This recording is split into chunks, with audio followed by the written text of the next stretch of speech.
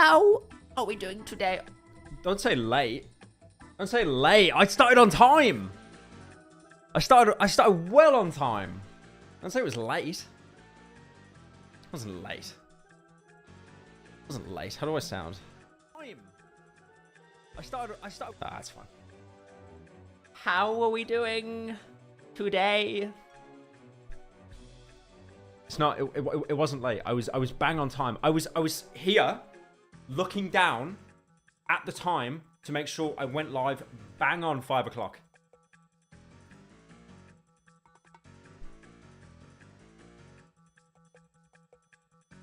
$1,000 PS5 shirt. Okay. You know what we're gonna do right now? We're gonna play a little game. It's called Chat Lies Again. Okay. Let's have a little look. Let's have a look. Hang on.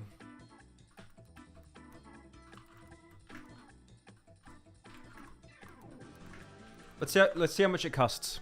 $1,000 PS5 shirt. Let's see how much it is. So this is $400. 400. Unlucky. Unlucky. You thought? I don't know where the 1,000 came from. 1,000. 500. Unlucky. How much is that? It doesn't say. $500. That's 4,229. That's krona. Hang on. 429900. 429900.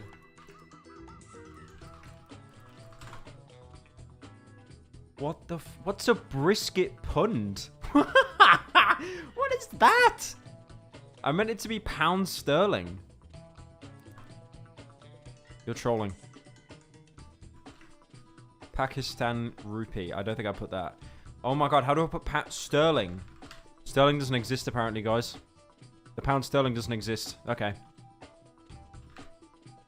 Oh, whatever. I literally give up. Yeah, no, guys. The PS5 shirt was 2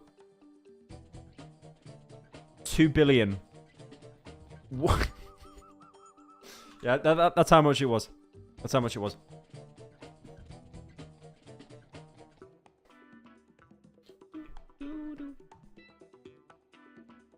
I like how I could just see in chat here people being timed out. You'd love to see it. Most respectable. Okay, Nightbot needs to calm down. Oh my god.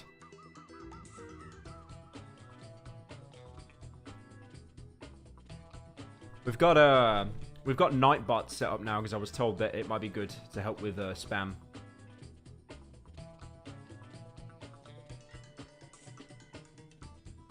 Where did the soy jack face? No, I did. I literally I said it to my editor. I was like, okay, I'm gonna take a thumbnail.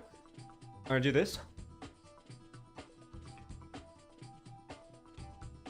And then I asked him to do what they do in Mr. Beast videos. You know how he just doesn't even look human?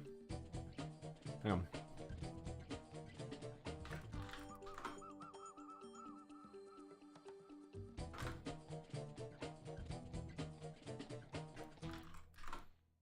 You could see in the thumbnails it's genius. Like he will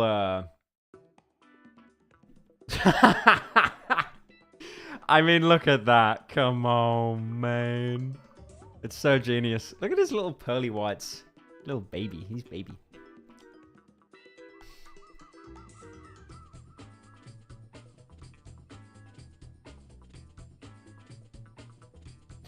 By the way, how many people are here? Let me check. Right, so I know a lot of you wanted to know what happened on the bed stream yesterday. We did finish the bed. We finished it off stream because basically me and Ida were just so exhausted and tired. We just couldn't keep going. But what we did is, if any of you were here for the stream yesterday, you might remember that the wood we got for the base of the bed was too big. But what Ida did is she clutched it. She basically she kind of chopped them in half and put them next to each other. So we slept on the bed. It's stable and it's really comfortable. But yeah, just saves us driving like 2 hours to go to IKEA. So clutched it. Thank you AB for joining.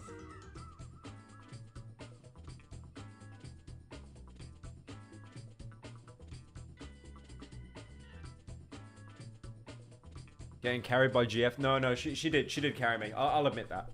I'll happily admit that. She completely clutched it. You see this Evangelion stuff behind me as well? She drew that. He shed that bed. No, so basically, we did finish the bed. And we're going to turn it into like a second channel video. I'm going to do some like post narration on it or something. But we finished it. The only thing we haven't finished is the drawers. But the frame is complete. We got a mattress on it. And the best thing is, like, she likes heat when she sleeps. I like the cold. So her bed sheet's pretty thick and she's got thick pillows. And then I've just got a cooling pillow, which is like a napkin. And my actual bed sheet is like a paper towel.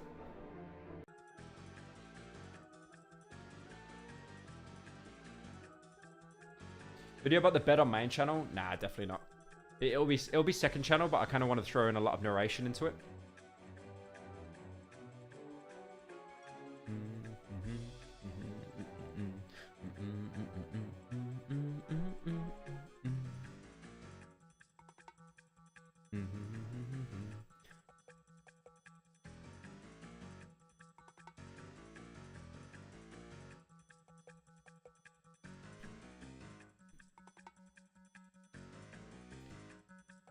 Wait, so am I moving to Sweden?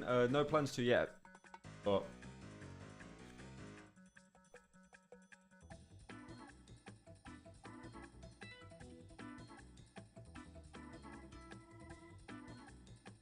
Zach Hill in the chat. Thoughts on the Twitter checkmark? I don't know. I feel like if you have an opinion, you'll just be shot. So, I don't know. The thing is, I mean... I get where he's coming from in a sense, because Twitter checkmarks have always been by...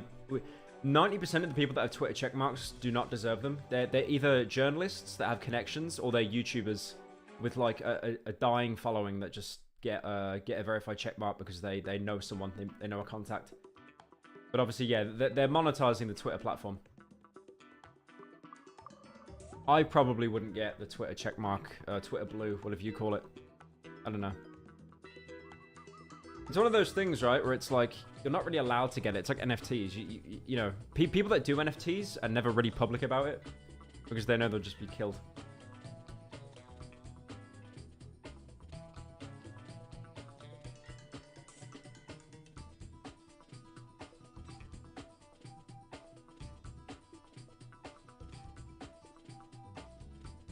Opinion on Luxembourg taxi driver. What is that?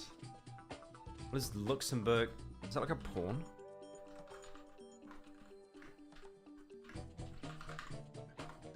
What is Luxembourg? It's literally just... shut up. Is this the new house? No. No, I'm only staying here for a little bit and then it's back to the normal setup. Basically me on holiday.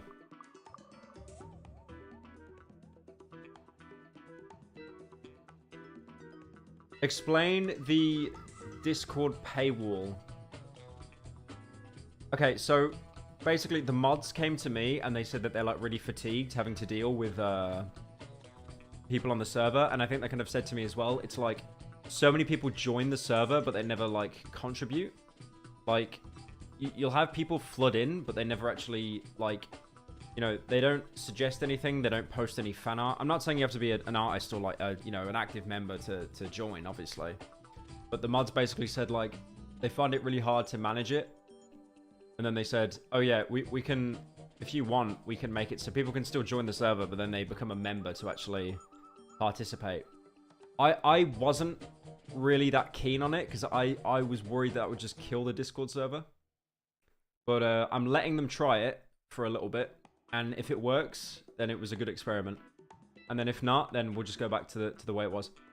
Because obviously, I don't see half the shit the mods get, right? I know the meme, like, everyone hates mods. But, like, mods, like, they put up with a lot of shit. They really do. I know it's easy to clown on them, like, oh, the Discord mod. But they do put up with a lot of shit. There is probably, like, if I had to deal with half the stuff that they deal with, including YouTube, I'd probably just have a mental breakdown. There's probably so much garbage they have to deal with every single day. And I'm not saying that, you know, every choice a mod makes is right. Obviously, there are people that get banned and stuff unfairly. That's always the case, unfortunately. But yeah, it's a difficult one. But I'm letting them trial it because they seem to want to do it. So you know, I signed off on it. But if it doesn't work out, then we're gonna go back to the way it was.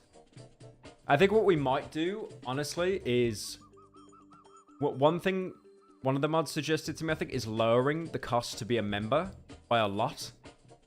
So, you know, there's more of a incentive for people to join the Discord server. Because, you know, if it's only like $1 or something compared to, you know, like £5. Because, you know, like people like I Show Speed and that, they have it as $1.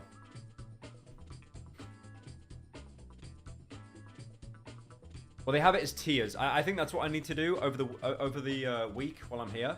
I'm kind of going to plan, like, how we're going to look at doing tiers for the YouTube memberships. Because at the minute, we've only got one tier. But I think it'd be good to kind of set it into tiers. Twitter's a dead platform? Nah. I don't think Twitter's a dead platform. You'll have a lot of people try and leave because Elon took over it.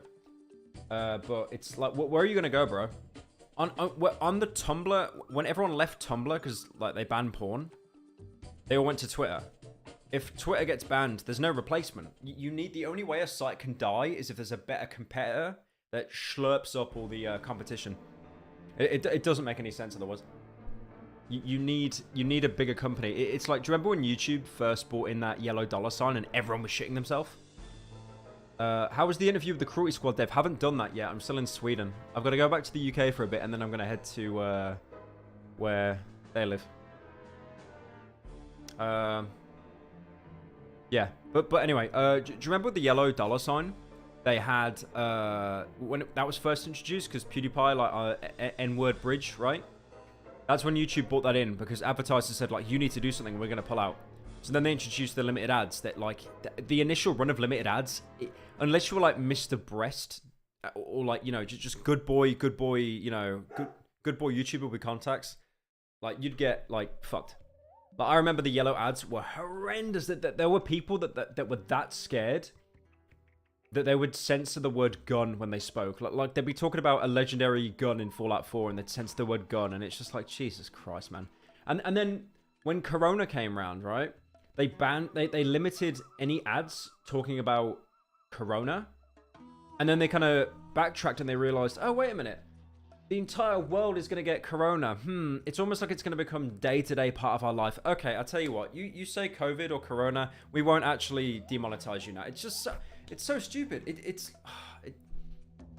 But again, my point is, VidMe slipped in and they were like, hey, we're going to be way better. We're going to be way better than YouTube. Give you bigger cuts. And we got no limited ads.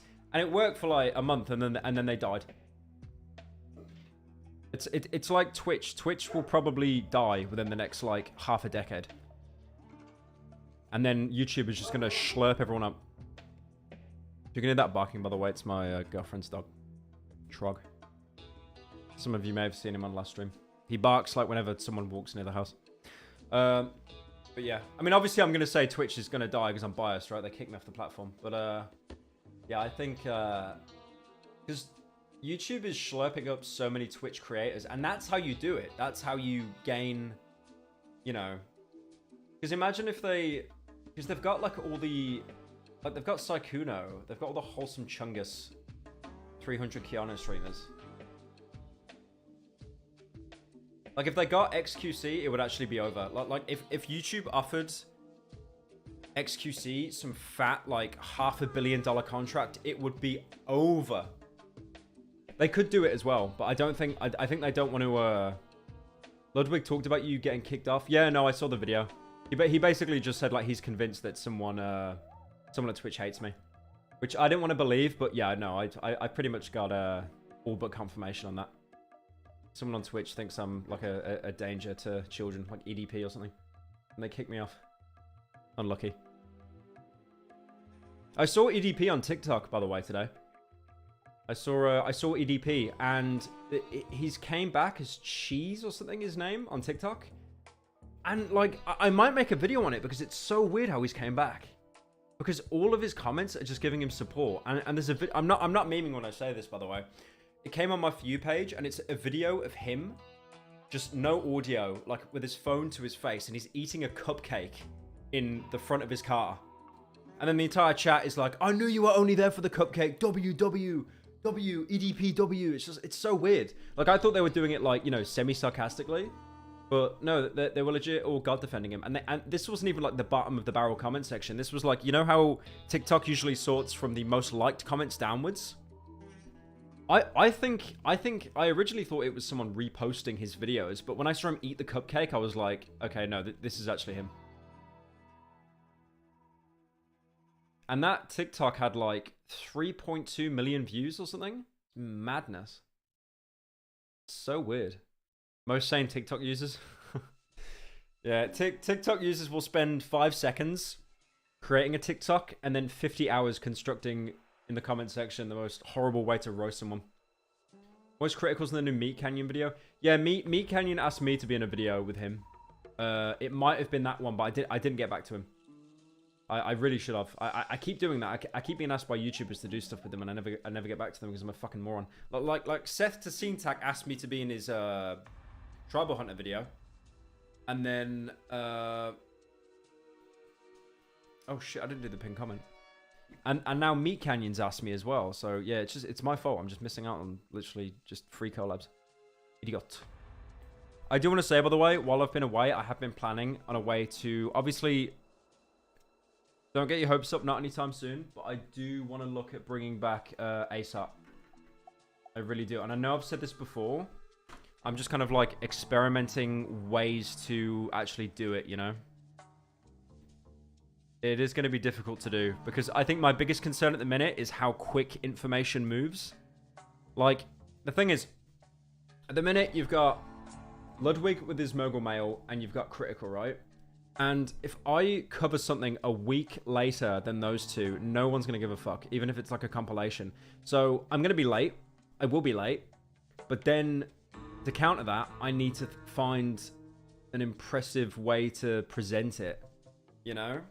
Like, I can't just sit in front of a camera and talk about it. I've got to do something special. So then people go, oh, I'll wait until Pyro talks about it.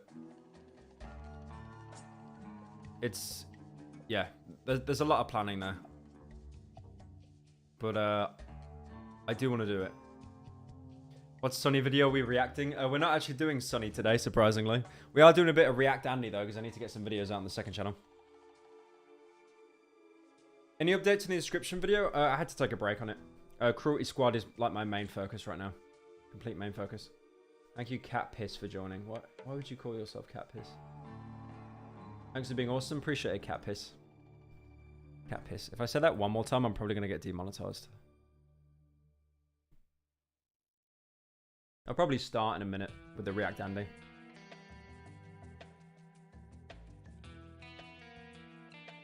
Excited for Sonic Frontiers and Ragnarok. I need to actually keep in line with like new releases and stuff, man. I swear, I never do that. I need to actually start caring about like new releases of games. I don't really care about any of them, to be fair. Like Ragnarok or Sonic. Ragnarok is just pig carrying game where you carry a pig for 8 hours. Any games you might play in the future? If you mean do a main channel video, I actually really want to do a main channel video of that Endoparasitic. You know, the game where you've got one arm? Because that was a really good game. There's a lot of mechanics on that. And I think that'd be like a easier video to make. That'd only be like a 20-minute video. As opposed to like... This Cruelty Squad video, like I'm not memeing. I think it's going to be like 4 hours long or something. It's just, there's no way I can make it short and talk about everything. There is no way. Thank you, Apache, for joining. Loved your Misfits podcast episode. Yeah, they were so friendly. I haven't seen any of those guys in years. But they were just all like Swagger and Fitz. It was only those two. And obviously all their production team and that. But they were so like welcoming and friendly. It was insane. They were, and they're having a bit of a comeback now, which is nice. They were telling me that they're trying to like, you know, force the Misfits brand a little bit more. Because you've probably seen them upload more now. Endoparasitic looked amazing. Yeah. Yeah, it was really good. The ending was a fat L, like just sequel bait. But the game itself had amazing mechanics, and I think the setups they had as well were really good. Like playing on the fact that you can only move, you can move and not shoot, or you can shoot and not move. You can only do one action at a time. It's such a weird concept, but they did it so well, and they have the Twitter voice actor guy in it as well. So, Rayman 2 review. Ah, any Glowbox boys in chat? Yeah. I mean, Rayman's always been a classic, man. I love that game. Thank you, Altreon, for joining. Yeah, Rayman's always been a classic. Rayman 1, I don't know if any of you played the first Rayman, the side-scrolling one. That game is hard. That game is rage heaven. And then Rayman 2 is just really cute. Your mic sounds different. It's probably because the room's so small, there's a lot of echo. But also, I've messed with the settings a little bit. I mean, no one seems to have complained about the mic yet, so I think we're right. Is that Ava art? Yeah. Ida did it. It's Unit 1 and Unit 2.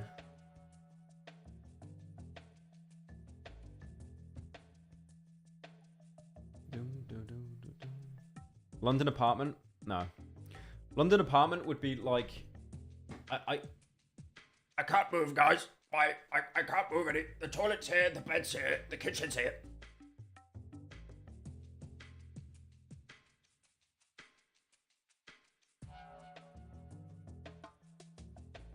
Can I translate your videos? I mean, if you want, I pay it. I have a guy that he does all my videos for me in Spanish. I mean, if you want to. Do you know Uber Danger? Yeah, I do. Yeah, I do. He every time he comments on my videos, it's always something really nice. He's a really nice guy.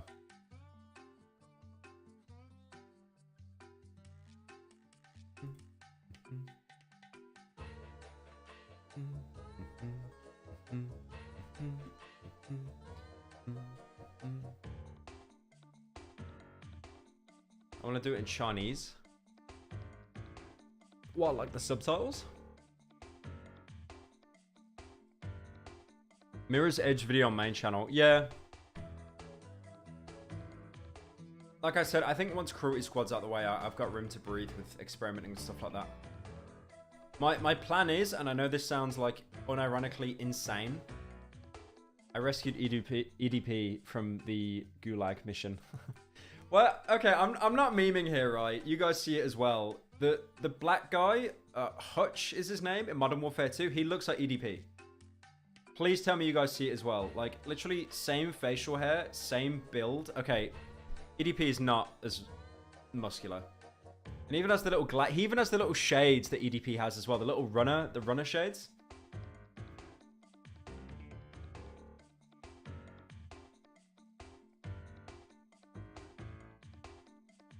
I just keep seeing comments like, how they had him in this game.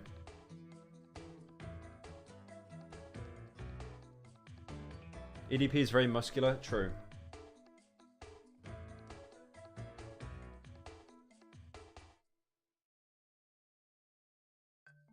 Fuel 445.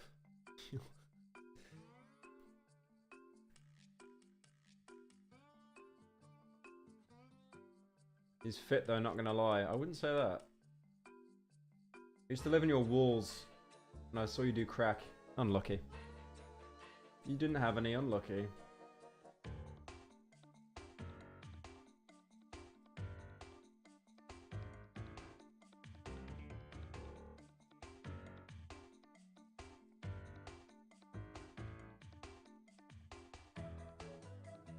I've just had pasta with like Tabasco on it, and I can just feel it in my intestines, like messing me up right now. It's, oh my god. I should not have had spicy food before streaming. I'm gonna break out in a sweat. Thank you, give me butter. I can't believe Elon Musk is killing Twitter. I just saw a thumbnail from Charlie saying Twitter is dying. And today, the biggest... I saw... someone posted on the subreddit, by the way. Saying Charlie was calling me out, critical. Because he made a comment saying, like... something was embarrassing. He said, this is almost as embarrassing as being open about commissioning furry porn. And then I was like, ah. Okay, he might be talking about me there.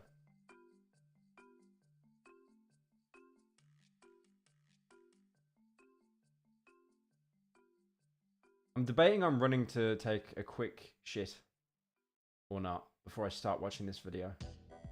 I'm just literally letting my body decide for me. In the meantime, I'll rechat. Ultra kill stream when? You know what? I think I've put it off so much at this point. I need to get like a costume for it or something. I need to make... If I do an ultra kill stream, I gotta make it special, you know?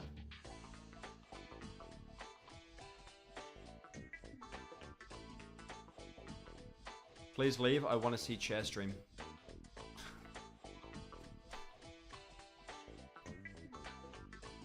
How can I contact you about translating? If you go into the About section of my YouTube channel, you should see an email. It's like Ritual Network or something. You can email me there.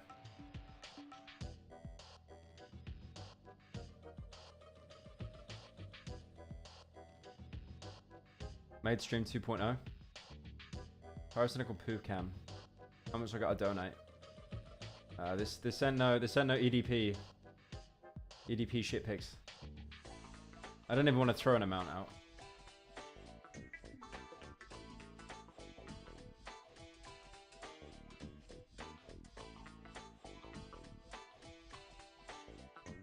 Tribal Hunter stream? Hit the griddy again, you Briar's funny man. I'm currently hitting the griddy for Ukraine. Dogs be like... Dogs when someone walks 5 continents away.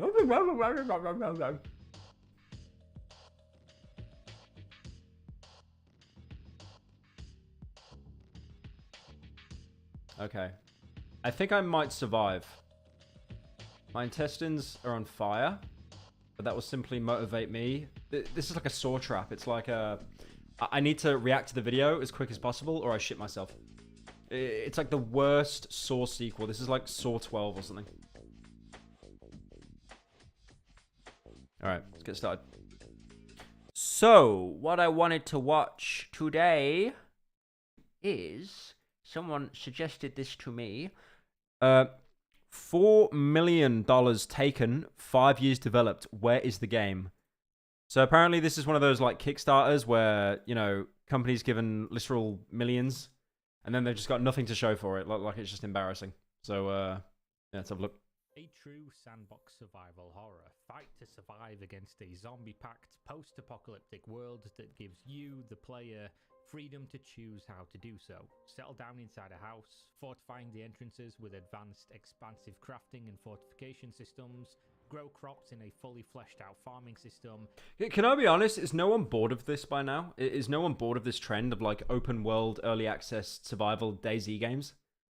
Like everything he's just said has been done so many times. Like he just mentioned about growing crops. You do that in Minecraft. Like there is nothing new being added here. Like I remember there was a video sound up. Yeah. There was a video game called Apox Z. I'll see if I can find it. Hang on. I think Frankie on PC did a video on this. Hang on. So there's this game called Apox Z, and this is what I played as a kid. So this came out... Fucking hell, that's loud. Okay. But yeah, Frankie did a video on this. But this is what I played as a kid. This was on the Xbox Live Indie Store, if anyone remembers that. The Xbox Live Indie Store, if no one remembers, they gave anyone the ability with a dev kit to make their own games. And, like, 99% of stuff sucked. It was terrible. But this was basically a game that had, like, one village. Everything else was just, you know, grass. And then there was only, like, 8 players. It was terrible. It sucked. I mean, like, okay, I get it. This came out 8 years ago. 8 years ago. But even then, I remember playing it thinking, like, this sucks. This is terrible. But it truly was, like, an absolutely horrendous game. The only funny interactions you could have... I mean, look at this. He just gets sniped, doesn't he?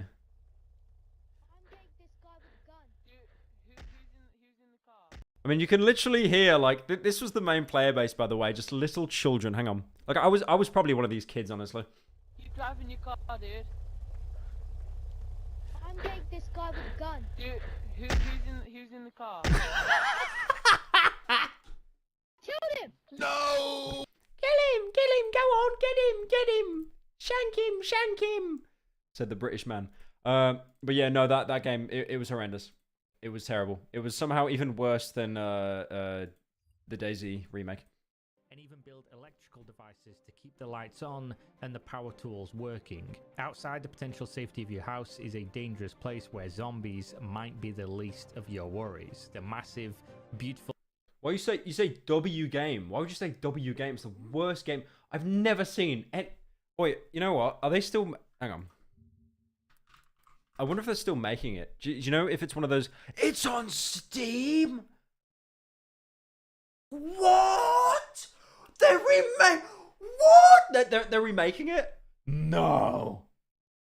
You are trolling me. I laugh. Actually, I'm laughing. Like, it's the same company. It's Sick Creations. I can't buy it. It's coming soon. I laugh. Look at... Oh my god.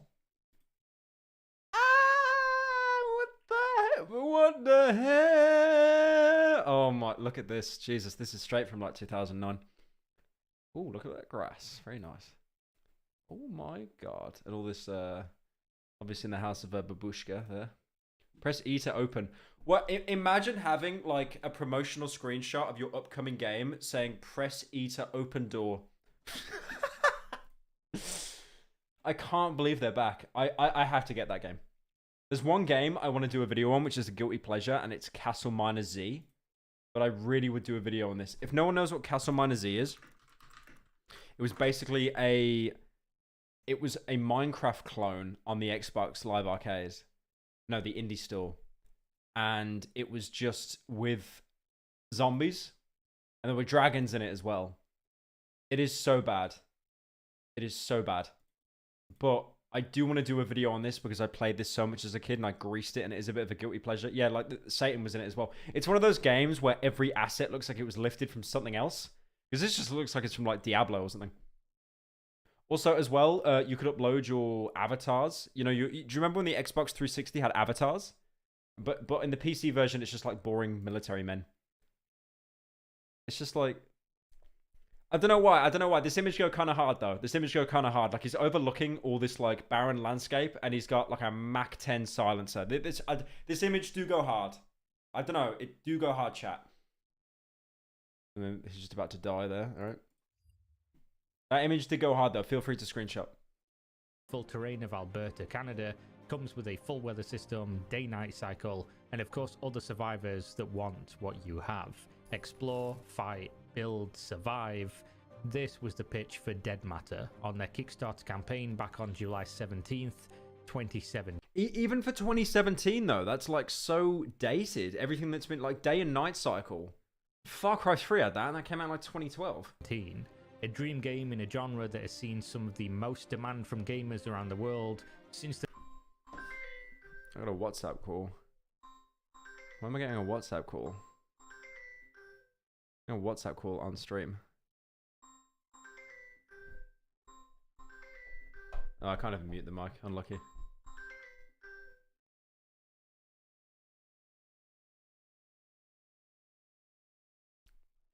Anyway. The breakout of DayZ mod back in May of 2012. It was my mom calling me, by the way, if anyone wanted to know. And I just texted her saying, go away, I'm streaming. DayZ managed to reach over 1 million players in just 3 months, eventually going on to become a standalone game that sold millions of copies around the globe. DeadMatter was described by many to be the ultimate delivery of what DayZ should have been, and yet, as of August 2022, has not delivered on that dream. So let's go back to where it all started, 10 years ago.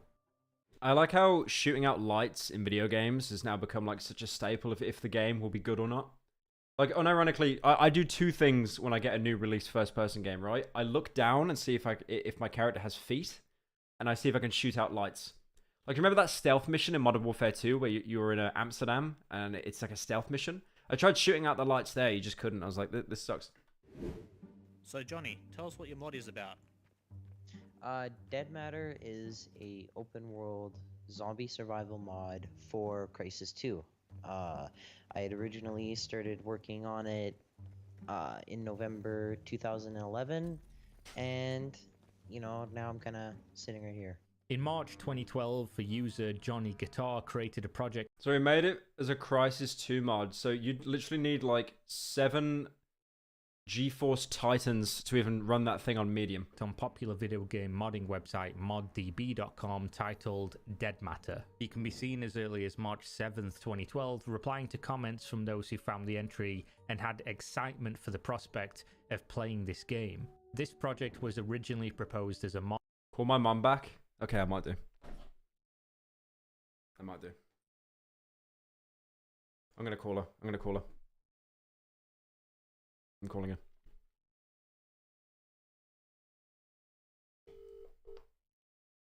Yo. Hello, you're on stream. Oh, Yeah, hello. yeah, you're on stream. Hi. Say hi to chat. All right. All right. Hi, chat. All right. How's chat? How's chat? I'm looking at chat now. How's chat? Is chat good? There's like a delay on stream. I'm trying to see the reaction. They're saying Okay. they're Hello, saying chat. they're saying hi, Pyro's mum. Hey, mummy. Oh, that's so cute. Hi, Pyro, mummy. Oh. Hi, Pyro, look at mum. those little- Oh, there's a I'm real honestly delay there. surprised the reaction is this wholesome. I expected them to just be completely roasting. Oh, why would they roast? Don't be silly. Skylar White. Lol. All right, I just wanted to call you on stream. Yeah, whatever you wanted to call about, I'll talk to you later. Of course. So, just give me a call when you're done on stream, please, if you don't mind. Yeah, no worries. We'll do. Okay. Alright, have a good one. Love you. Love you too. Bye bye bye bye. Ew, he says he loves his mom. That's gay. mod So for gay. first-person shooter Crisis 2. But Johnny Guitar made it very clear he and his small team I just for clarification, she's not actually like from London. She was doing a bit. She doesn't go, all right, from London, mate. That was a bit. I just want to clarify that. were looking to create a standalone version of the game to turn the fan project into a real business. The goal Is her name Skylar White? Skylar Comas, yeah. was a Kickstarter, but they needed more people on the team, and Johnny's idea for achieving this was to ask random users to private message him if they were interested in giving him money. At this point, a handful of screenshots and a music Okay, so that's the equivalent of like Discord e-begging for Nitro, or the equivalent of. Do you remember in Animal Crossing what was that character that everyone wanted? Everyone was simping over Raymond, right? You can get Raymond, the little cat in the suit, and you'd get so many Discord degenerates just like DMing and begging people to get that, or like begging for Nitro. file were all that were on display. There's a video I think might still be on YouTube, and it's someone on a server, on this Animal Crossing server, and they basically say, I've got Raymond in boxes, which I think like means ready to go to be sent out to another user. Hang on. I want to see if, yeah. So this person on the server basically said, I have Raymond. So hang on. So this is Raymond, right? If anyone's wondering why it's all in Swedish, I'm in Sweden. But this was Raymond, and I think it's literally just because, like, cat in maid dress, and everyone was like, oh, it's literally me. But yeah, no, look at this. This is genius.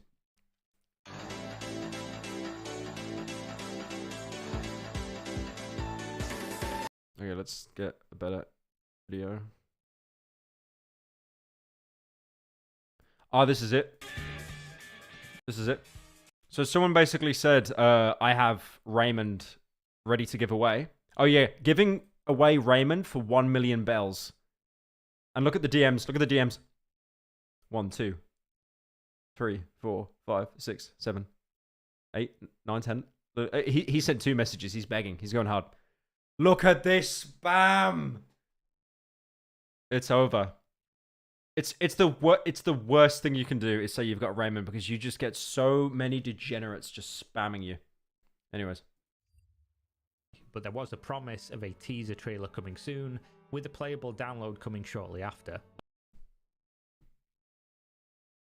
1 million bells as well. Actually, that's probably not a lot for like late game players. Pyro, Considering you grew up playing TF2 on Xbox, do you mind watching the new Ratlober video? I think you'll like it. Smile. Ratlober video. Considering you grew up playing TF2 on Xbox, I'm still gonna watch this. But let's look at Rats. What's Ratlober? TF2 on the Xbox is a modded masterpiece. Really? Okay, I'm gonna save that. I'm gonna save that. Because that's really interesting. Because I used to grease TF2 on the Xbox. Guys, can you guess what class I was? I bet you can't. It's really, really difficult to.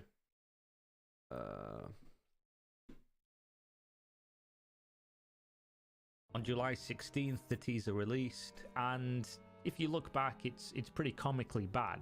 Despite this, the comments were mostly full of excitement.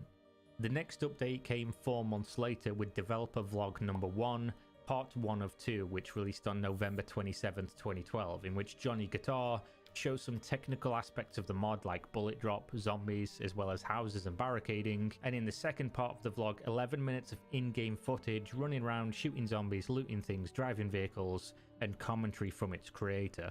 The thing is with these mods that I feel is like, the initial concept isn't in bad faith. I think they're genuinely a fan of something and they want to kind of like create it in their own vision. But I think they either get a bit greedy with the money or they just become like complacent, right? Because like the scope of the game gets so big, because I think a lot of these developers, they have like stretch goals and they'll hit them so quickly and then be like, oh shit. And then it gets like so overwhelming. But some of them do legitimately just, they get greedy. They take your money and they just run away. Just over a week later, on December 9th, 2012, Reddit user Nikizor, which also happens to be Johnny Guitar, posted that the DeadMatter closed alpha was here. Users could finally get their hands on this Crysis 2 mod. Following this, they continued to develop the mod as well as working on an apparent standalone game, but it wasn't long until the drama started to kick in. An update that should have been available shortly after the closed alpha release was delayed until April of 2013, months later, due to a rogue staff member taking over the DeadMatter website and Facebook page. Following this, the mod was taught. Why does this always happen? You've always got like some rogue guy that like he has way too many logins to stuff than he should have, and he just does absolute like this has happened on so many like YouTuber Discord servers and stuff, like a rogue mod or something. I talked about less and less, and the focus was clearly on delivering a standalone experience which the developers would be able to monetize effectively. And then nothing. They just stopped posting, they stopped talking about the mod, they stopped talking about the standalone, and everything just went dark. That is until on March 30th, 2016, 9 a post appeared updates titled After All This 9 Time updates. on the It's since over. deleted website deadmatter.rocks. Unfortunately, due to the fact nobody archived these websites, all of the contents are completely missing. What remains are Reddit images and threads, usually with 1 or 2 comments, and often involving people discussing how they forgot they were even subscribed to the game's Reddit in the first place, and interest seemed to be at an all-time low. That is until December 13th, 2016, where DeadMatter made it onto Steam under the umbrella of the since retired Greenlight program. Greenlight allowed for developers to get their game listed on Steam via popular vote. Within the first few days, that was, if anyone doesn't remember, Steam Greenlight was one of the worst things Steam has ever done, apart from like, you know, enabling CS:GO gambling. There were so many of these like complete dog shit rush games where they would use like bots to updo a game to force it to the front page. Like, if a game came through Greenlight, there was basically a 50-50 chance that it was just never going to be updated and it was just a money grab. It was terrible. DeadMatter had hundreds of comments and went on to become the 4th highest ranking game in the program's history. Needless to say, the interest for what they were trying to create was abundant. Just under 8 months later, on July 17th, 2017, DeadMatter launched their Kickstarter campaign.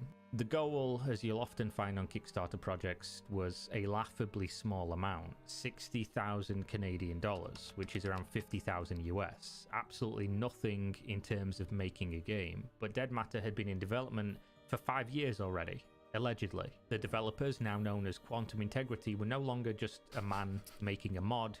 Does no one find the irony that like a game company that didn't update its backers and took their money, they renamed themselves to Integrity Software?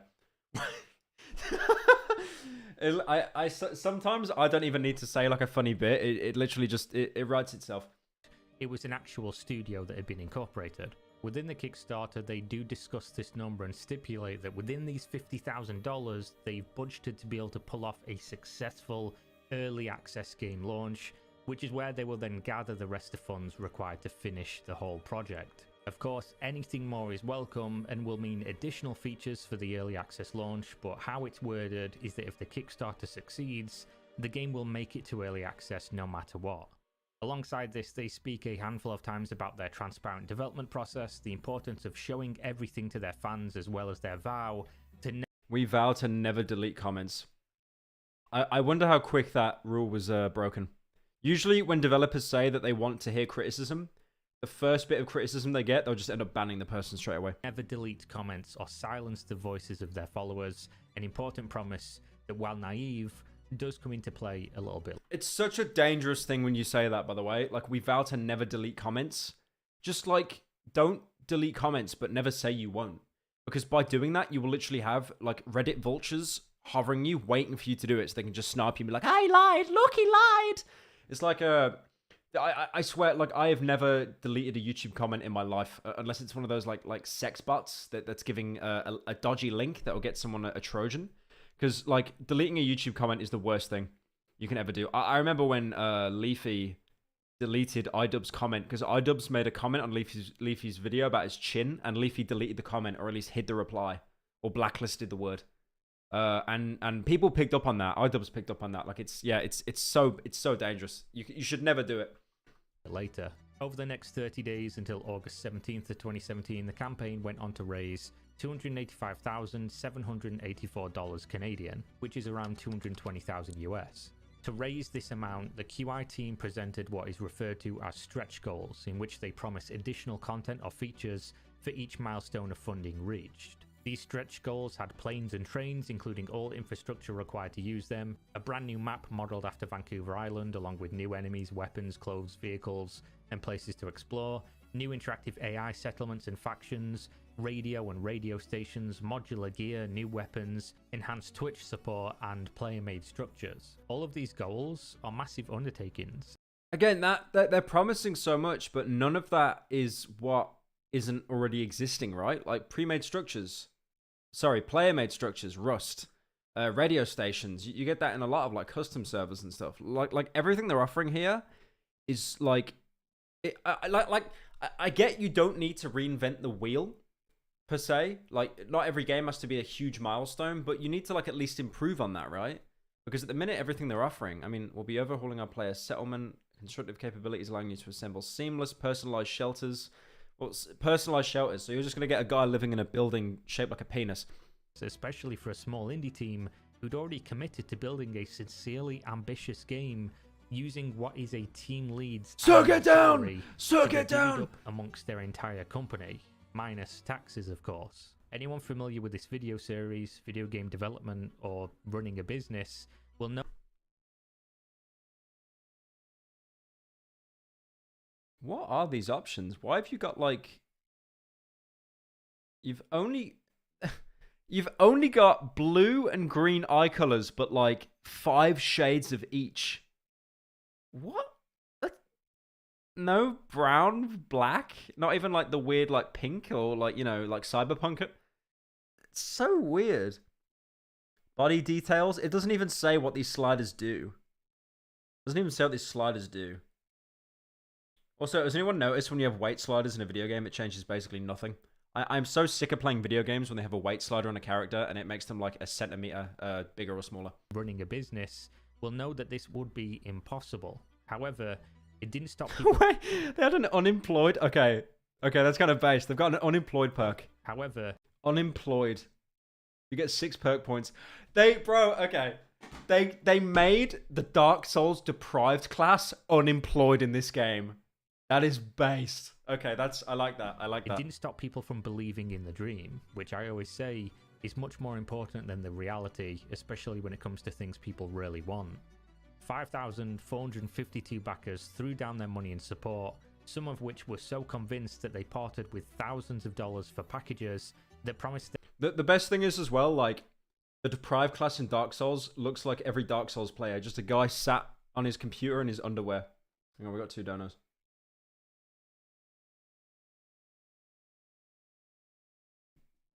I find it funny how you're noting CSGO gambling and Greenlight as the worst Valve decisions when TF2 essentially became the catalyst for modern loot box and MTX mechanics. Yeah, that's true. They kind of have you like heard about fucked Fallout over everyone 4, inadvertently. New Vegas? They're basically recreating all of New Vegas in Fallout 4's engine, and it looks so freaking good. I heard about that, yeah, that they're doing all of New Vegas on the Fallout 4 engine. I think that'd be pretty cute. I think that'd be really good. Apparently Bethesda signed off on it as well, which is like good to hear. Them things like 50 copies of the game, a producer credit, and an invitation to their launch party in Calgary, Alberta.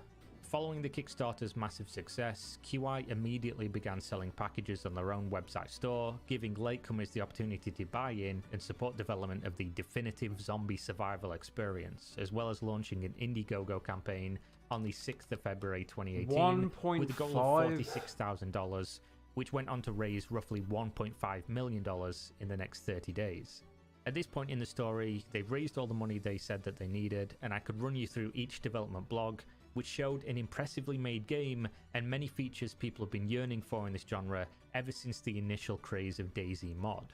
However, the most important and interesting parts of the story come from behind the scenes, as well as how the company acted towards fans that supported their shared vision. I can already see how this is going to end though, because the thing is 1.5 mil is not a lot. That's for a video game on this scale, it is not a lot. For an indie game or something, like some side scroll or something, okay, maybe, but 1.5 for like an open world, you know, with complex AI, structures, variable weather, day nights, like 1.5 isn't a lot. They would burn through that so quickly. One thing people don't realize is, like with movies and games, companies will literally spend half the budget on advertising. Like whenever you see like how much a film costs on like the Wikipedia page, they've probably spent a quarter of that on advertising alone. DeadMatter as a project has been plagued with delays since the very inception. All the way back in 2012 with the Crysis 2 mod, there have always been problems. Back then, it was a couple of friends with a shared not love on of Discord, what they were trying to create, and there was no money involved, which makes it much more acceptable to just get things done when you can and not be held to deadline. I like how his profile picture's the guy from Smiling Friends. I'm just reading it as him. The project was honestly saved by the Kickstarter. Hooray! When you become a business, ask for $80,000 and raise close to $2 million plus whatever they raise privately on their website, this becomes an issue. You're now a business making promises. You now have... Also, I like this, by the way. You see the thumbs up, the okay hand signs, all the nice emojis? On the Pyro Cynical server, if I make a single announcement, the first reaction is the skull emoji or like someone crying. To worry about the perception of your game, the perception of the management, and what's going on with your community, as you are beholden to them. Each problem, each delay, each change brings... Pyro, you make it so easy to make fun of you sometimes. You just complained about weight sliders not making chair actors fat enough. Come on now. Okay, did I say fat? I did not say fat. I said they make it 1 centimeter skinny or bigger. The F word was never said. Don't put words in my mouth. Don't you gaslight me. With it disappointment, especially when no one has been able to even play what they expected to get in their hands years previously. The QI team seemed to talk a great game at this time. They showed juicy content in their frequent blogs, but seemed incapable of launching the product in a timely manner, even in an early access or closed alpha state. This led to people being rightly unhappy, and when they shared this opinion, you can guess exactly what happened. Censoring dissenting opinions, something the Kickstarter campaign vowed not to. They blocked comments? What? But they said in the contract they never... They said in the contract they would never do so... Guys,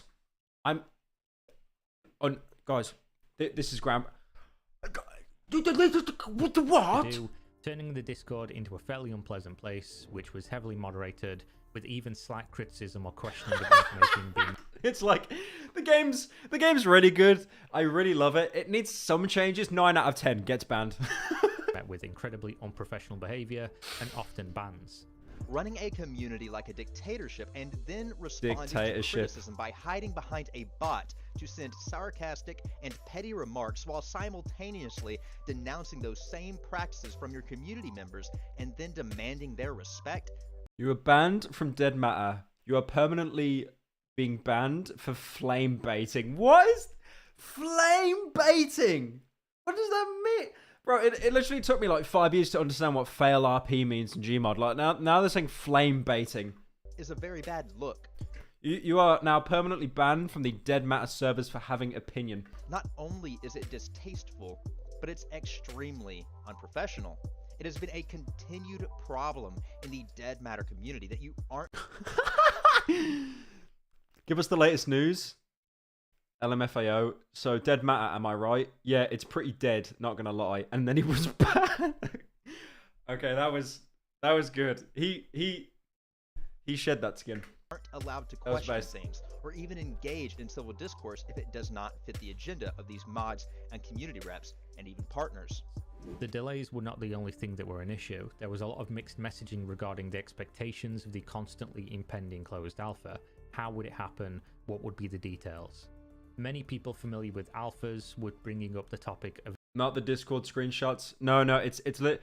Whenever Discord, it's like whenever a YouTuber talking about a past event brings up Reddit or Discord, like you know, it's gonna end terribly for absolutely everyone. An NDA, a non-disclosure agreement, a contract signed by users to prevent them from discussing or showing materials covered under said contract under penalty of punishment, which would include a game ban, as well as potential civil lawsuits should the offender do any significant damage to the studio or their product. Multiple sources, including the CEO of the company, had answered this question frequently. The game would not be under NDA, they would continue to be transparent as they promised in their initial Kickstarter in Indiegogo.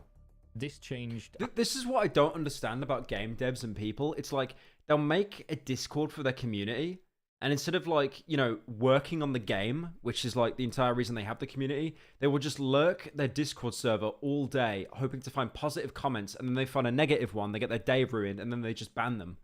But it's just like work, like my Discord, I lurk it sometimes, but I just use it to post announcements. Like I'll occasionally interact with you guys.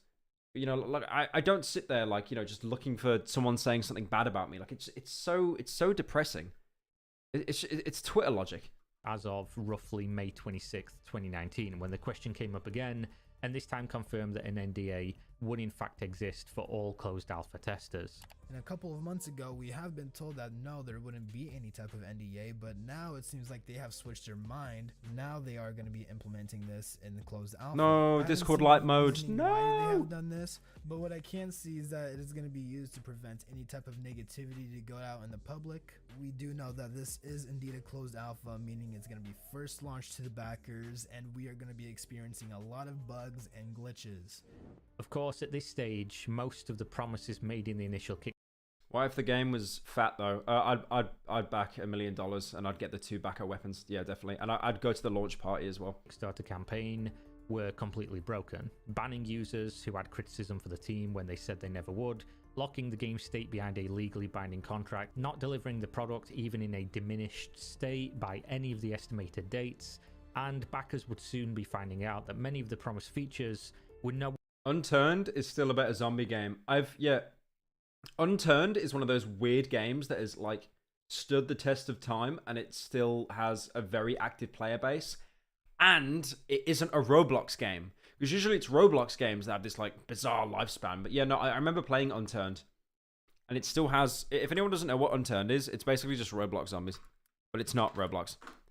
But unironically, this game is still so popular. Yeah, it's free to play, that's being the main reason, but it literally is just DayZ, but like Roblox or Lego, I guess. But it's really good. Unturned is actually... I mean, look at that.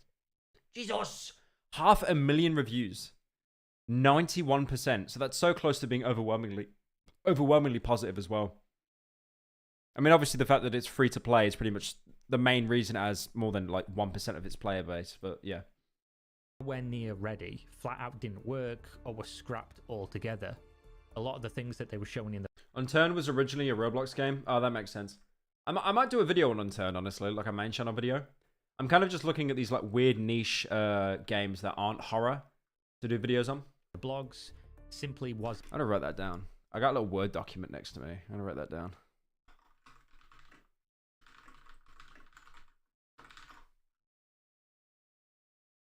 in the game. So after years of delays, the alpha release was finally going to happen. On July 27th, the 7-hour unturned review. Yeah, no, it'll be 7 hours because I'll just explain like every single pixel on every single item. I'll pick up like a Winterman's jacket and then explain like where the leather came from. 2020, a Reddit post detailed how to claim your alpha key from the QI software website, and anyone who backed at an appropriate level in the 3 years of prior crowdfunding would be able to do so. This, as with almost everything regarding DeadMatter, did not go as planned. There were thousands of users who had backed the game who could simply not see their purchase when registering on the web. Someone commented saying 10-year unturned review. Like, it doesn't take 10 years to make, just the review is 10 years long. I start talking about every single developer of the game and like, you know, where they grew up and where they went to school and stuff. Therefore, they couldn't redeem a key. That was if you were lucky enough to get the website to load, which the DeadMatter Twitter account acknowledged with their advice: stop pressing F5, referring to people refreshing the site over and over again in their attempt to gain access, but instead overloading the service. This is the equivalent of Apple tweeting, "Hey, Green, what's your problem, Green? B-side a long ramp, B-side a long ramp." With traffic. These problems, while frustrating, are expected when a game with tens of thousands of hyped fans are about to finally get their hands on something they've been dreaming about for, in some cases... Imagine, like, not saying, okay, guys, we've got a lot of server influx right now. We'd really appreciate your patience. There might be some server downtime. We might even look into getting some kind of server upgrade so there's more people available on the site. But no, they just tweet, stop spamming F5. 8 years. With a little bit of communication over a couple of days, these issues would resolve themselves. Instead of communicating, however, the developers claimed they were getting... Play Pathologic 2. I have played it for a little bit. I haven't finished it, but I played the first one for like 10 minutes, and then I played the second one for like 2 hours. One thing I really liked about Pathologic 2 is if you aim a gun at a critical character, you try to fire. You know how in most games... Okay, so this is a game called Pathologic 2, and there are characters in it that are really integral to the plot. You don't really need to know about it. But you know how in video games, when you fire a gun at a friendly, you'll either fire and the bullet will just do nothing, it'll just disappear before it hits their head. Or it will, you'll raise your weapon or lower it, or you can't even fire. In Pathologic 2, if you try to fire your gun at an unkillable character, your gun just jams. And your character looks at it like, what the fuck, why didn't it fire? Like, I thought that was such a cool feature. Too much toxicity and locked down the disc. If you want to look into weird games, I'd suggest Goblet Grotto. Goblet Grotto. Let me look at that. God, sir. What's Goblet Grotto? Oh my god. What is that? Space Funeral. I like how I saw Vinesource play it, like of course he did. Yeah, of course he played that as well. Is it Joel? Oh, it's Vinny. Oh my god. Okay, that's like RPG Maker. Server. They also claimed the website was being DDoSed, which stands for Distributed Denial of Service, a malicious attack that aims to take a service offline by sending constant... with 3 hot dogs in the thumbnail. Holy shit, you remember that? How old are you? Oh my god, now that's a throwback. Jesus. Bombardments of traffic to that source. And while this could be true, realistically, this distraction was not the biggest issue. These problems were actually a blessing in disguise. There's a difference between Vinny and Joel. Yeah, one of them looks like Luigi in real life, and the other's Swedish. Nobody in the public knew it as of yet. When the Discord server was opened again, there were constant updates from the team stating they would keep working to get keys sent out to backers. Behind the scenes, however, there was a key shortage. And I'm not talking about a few hundred of them missing, I mean tens of thousands. This was a massive issue that they knew about, but didn't delay the launch, because that would have been seen as yet another delay. It was easier to just blame it on other factors. According to posts in the announcement section of the DeadMatter official Discord, this key problem persisted for about 5 days. Essentially what happened is that when DeadMatter was launching their closed alpha on the Steam platform, to do so they would need to request keys from Valve, the company who owns and operates Steam. Valve, for whatever reason, were holding these keys back from QI, which means there were none to give to the public who would back the game and required those keys to download and play. Now, there's a lot of speculation. Would you not think to actually redeem the keys first, though, to make sure that they're safe? Why would you just wait until on the day and then be like, okay, let's get the keys. Okay, Valve, hand them over, and then they just don't have them because they're still being processed. Like, why would you leave it? Because you've been given 1.5 mil. And I'm assuming from a lot of people that, a few people that gave a lot of money. So why would you even like wait out that long? As to why exactly this happened. So to clear this up, I'd come. Oh, are you Scouse? No, that's True Geordie, like Will and E. Oh, so fucking. Average Scouse accent. Conversations with multiple current or former employees of QI, which actually no. Will and E's Newcastle. He's not even Scouse, is he? Yeah, that was kind of offensive to Will. Sorry about that. Asked, of course, to remain nameless. Each person interviewed told the same story regarding the lack of preparedness for this launch, despite it being known about internally for a real long time and coming at the end of a 7-day public countdown. The keys they were due to give to backers were simply not requested until a couple days before the scheduled release, which means when Valve said no, there wasn't any leeway for them to solve the matter without doing a delay. Why are they all replying in bacon emojis? These are people that have literally been scammed out of hundreds of thousands, and they just reply with bacon emoji. I feel whoever did that was having an actual acute mental breakdown. According to these sources, they went ahead with the launch knowing full well they didn't have any keys to give people. The CEO, Nick Zorko, or Johnny Guitar as he's known from the start of the story, eventually convinced Valve to give them the keys, but it was in... Does no one find the irony how the CEO is in hot shit, and his Discord banner is one of the Caesar's Legion from New Vegas, backing away into a bush like the Homer Simpson gif? Eventually convinced Valve to give them the keys, but it was in small batches. The reason Valve initially declined is the sheer volume of keys requested in such a short period of time. This illustrates a lack of foresight, planning, and competence directly from management, leaving the most integral part of the launch until the very last minute without any contingency plan really has no excuse at all. They should have said here, they were probably 5 seconds away from saying, guys, it's your fault. You kept spamming F5 too much. You made the website go down. They were incredibly lucky that Valve worked with them to resolve it in a handful of days, or this could have been an even bigger blunder that was entirely avoidable given they had months to prepare the keys for distribution. To reiterate, they only requested the keys 20... Thank you, Apache and Lemon for joining.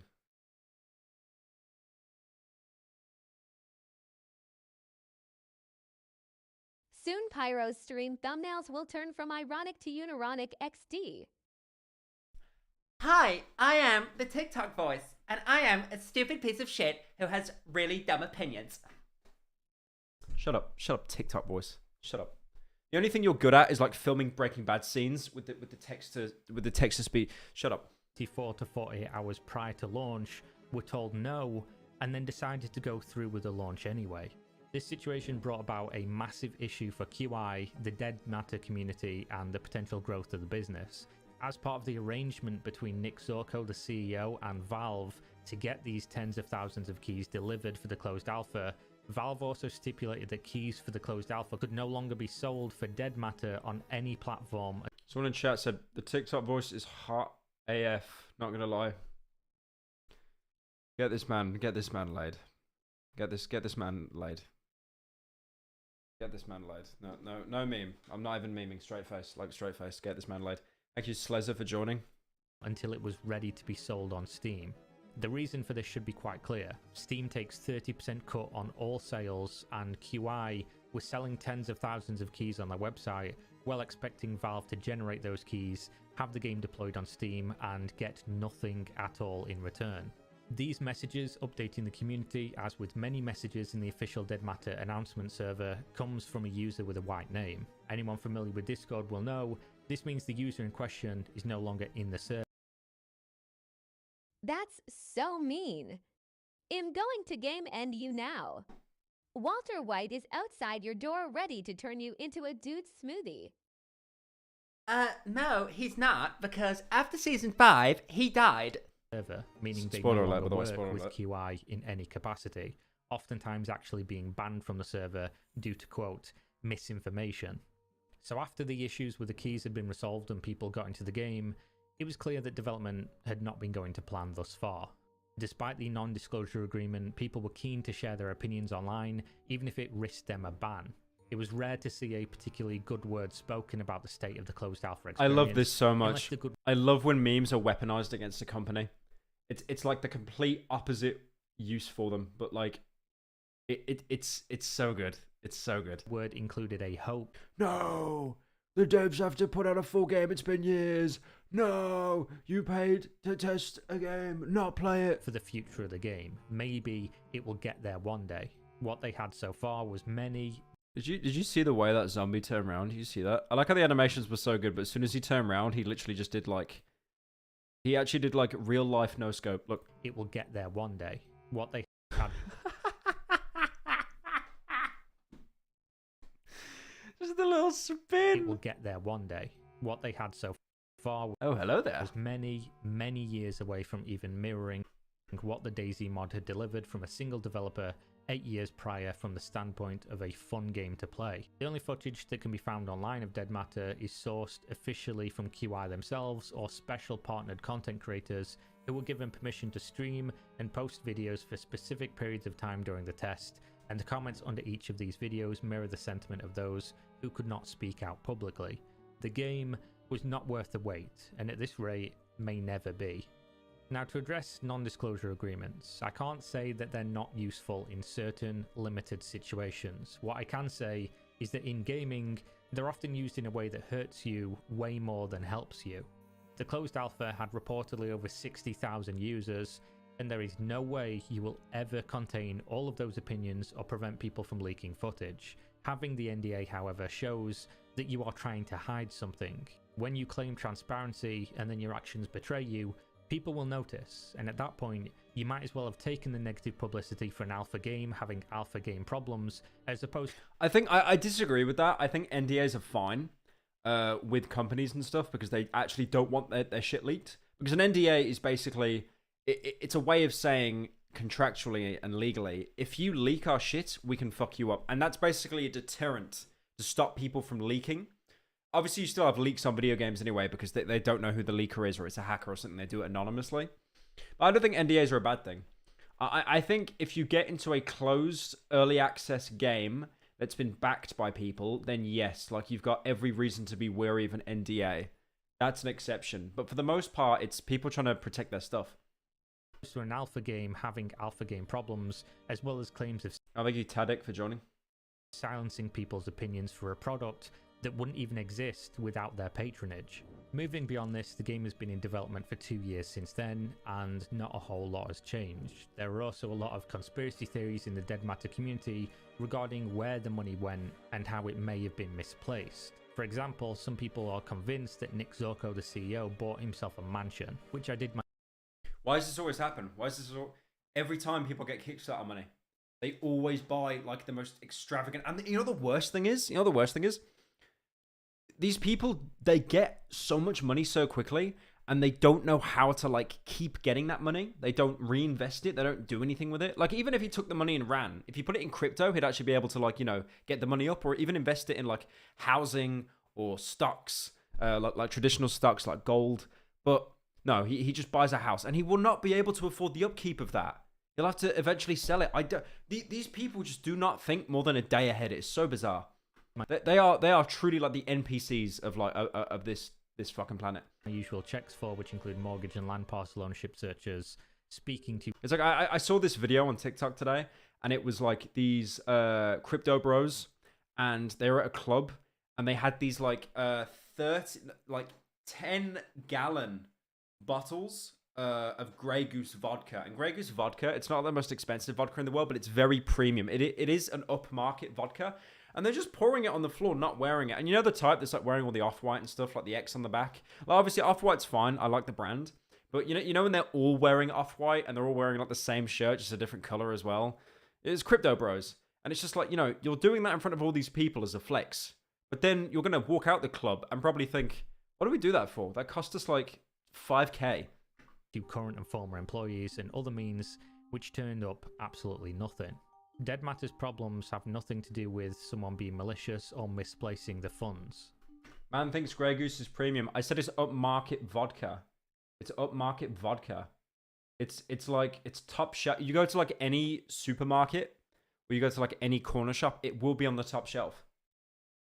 The issue has, and always will be, complete and utter incompetence of management. The studio has faced such a high turnover in staff, as well as such a huge shift in game design and reworking old game design, rewriting old code, that is nowhere near launch despite being in development. You should try Blasphemous. Blasphemous HD. What's Blasphemous? Oh, this game. Yeah, I saw. I need to play this. Yeah, I might do a video on that actually. I don't think I've seen many people actually do a lore video on that.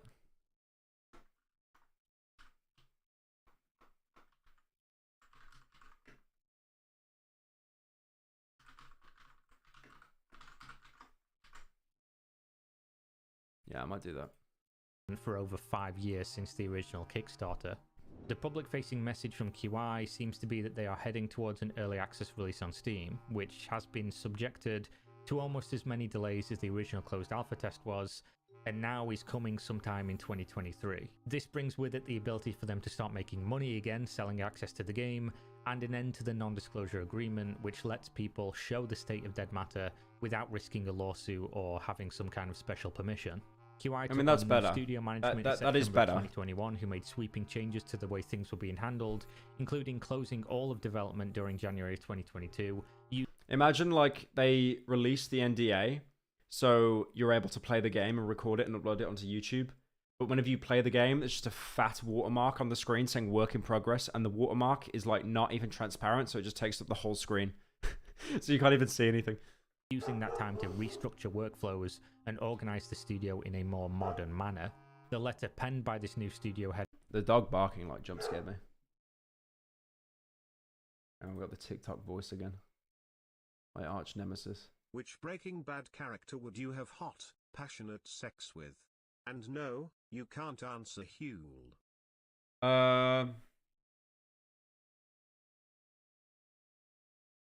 Probably Skylar. I think Skylar would get it. Anna Gunn would get it, I think, yeah.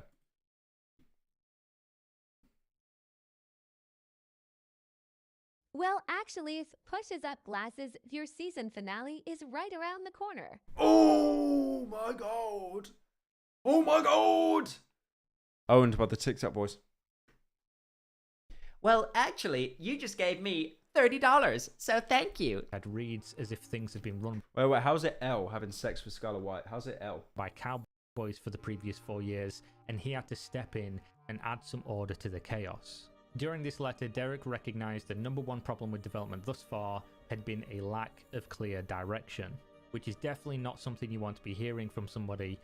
I mean, it wasn't a lack of clear direction. It's more that you gave people janky copies. You didn't even get the Steam keys, and then you banned people that gave the game 9 out of 10 as opposed to 10 out of 10. 4 years into development. On top of this, he touched upon the fact that many employees had changed over the years. What he didn't mention is that the actual number one problem with the studio. Have you ever heard of Paranoiascape? It's a first-person horror pinball game on the PS1. What are these suggestions you're coming up with today? Paranoiascape. What the hell? Hang on, I gotta look at this real quick. What the hell is this? It's a horror game? Oh my god. This looks horrible.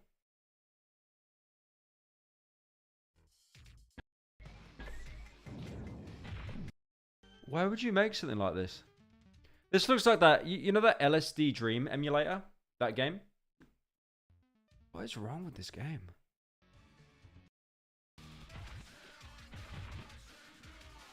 That is so weird. It's one of these games where, like, I can't stop looking at it, though, you know what I mean? I literally, I can't stop looking at this game. This looks so weird, man. Oh my god. Okay. Anyways.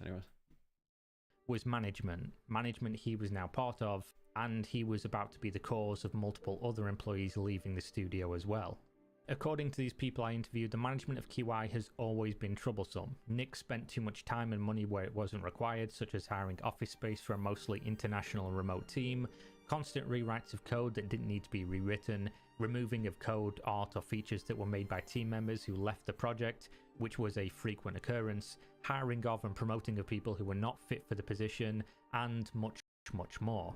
While this was supposed to be Nick's vision, he would often disappear from meetings, stop replying to urgent messages regarding issues or direction for the game, and instead work on programming or reprogramming systems that were not a priority or wouldn't even make it into the game. I like how the guy that made this video is playing sad music like it's a character death or something in Final Fantasy, when it's really just the dev company realizing that they're fucked up really badly. While also constantly making public promises of release dates that were never even discussed with the team, leaving them to find out only when they browsed the public Discord server and knew that the date was impossible to meet based on the current state of the game internally.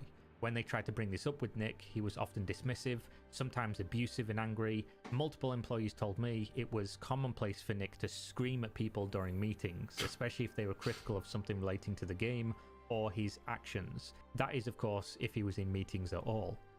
Yeah, Nick would also walk into meetings and he'd be like, You want to see a magic trick? I'm gonna make this pen disappear. and then he'd slam someone's head onto the table and it'd go in their eye and he'd go, Ta-da! It's gone. Nick was a very weird guy. This means management was left up to whoever was his right hand at the time. The two that were talked about had different issues.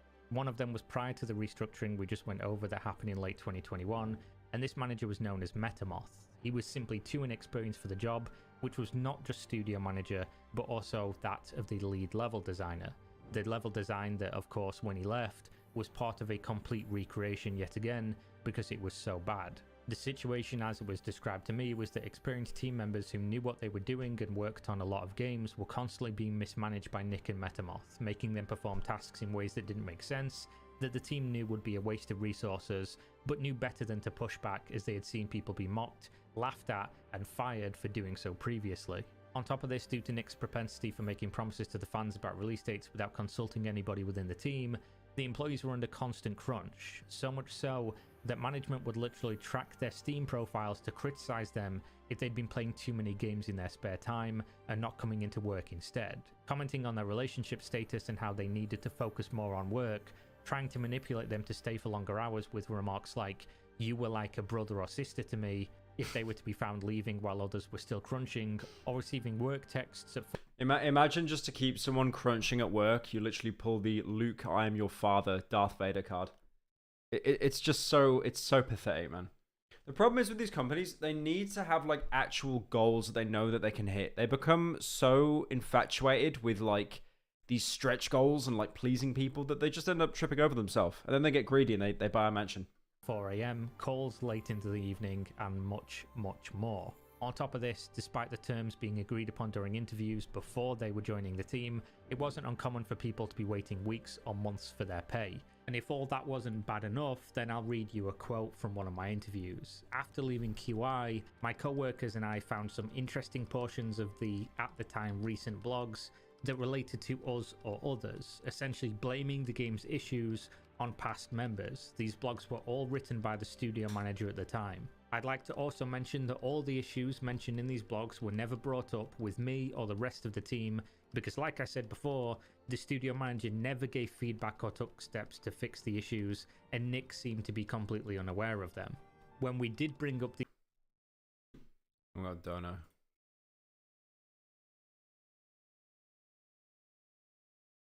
Hey Pyro, there is a guy eating Cheetos in chat. Can you turn on the subtitles for them ? Oh yeah, of course, my bad, sorry. Yeah, we'll do. These blogs to Nick, he was furious in our DMs, saying this was, quote, unacceptable, I can't believe this happened, this is disgusting behavior, etc. Unfortunately, nothing ever happened to the studio manager other than a slap on the wrist and a lame, forced apology. As a result of this, most of the experienced team who could have made the game left for greener pastures, which is a self-fulfilling prophecy of digging the game into a deeper hole, as with each person leaving, Nick or the studio head would... That doesn't even look like a zombie. It looks like average man in Ohio. Like, why has he still got... Damn. He's still got a good head of hair, though, considering he's got like a virus that's killed him. Each person leaving, Nick or the studio head... Also, what is that? He looks worse than the zombie. The zombie actually looked alright. This guy looks terrible. Look. Okay, you know it's bad when the zombie has better hairline than you. You know that there is a core issue with your game right there. ...is an entirely different manager. Many employees had hope that with this new hire, the tide would shift in favour of a more professional work environment that would be competently handled for once. And they were wrong. Inexperienced, passive-aggressive, rude, and a yes-man for Nick is how the new studio head is described by many. When speaking to the unnamed sources, I asked each of them if the game was a scam. They all said no, but it would likely have been a better result if it had been one. The money has been spent on good faith creation of... Imagine saying that, like these are past employees, they've got nothing to lose because they're doing it completely anonymously, and they just go, no, it wasn't a scam, but it should have been, because it would have ended up better. DeadMatter, just in a way that is so terribly misguided that most of it has been wasted. I also asked if they believe the game will ever fully release. This was when each of them told me a different worded version of no. They all believe that money is getting tighter, which is why Nick was constantly stressed about paying out employees what they were owed. His lack of ambition in replacing the senior staff that himself and management alienated, causing them to leave the company, as well as constantly trying to rush this early access release for a game that he knows is years away from being ready for public consumption.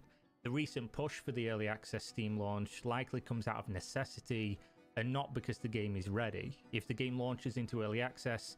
I love when devs, to show off their game, they'll show like these ambient environments where they're reloading and shooting like an AK or a shotgun.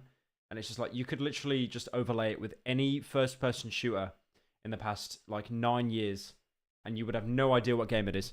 The shroud of a non-disclosure agreement will do them no further good, and the negative reviews will tank the game's reputation more than it already has been, while not bringing in any sufficient sum of money to turn the tide, as money has never been the issue. In fact, DeadMatter had a budget infinitely bigger than anyone could have hoped for, and orders of magnitude higher than what the original Kickstarter pitch claimed to need. What many people do not know is that DeadMatter and QI as a studio are living on borrowed time and have been for a while. The crowdfunding money ran out long ago. The majority of it was wasted in code, art, employees that have since come and gone.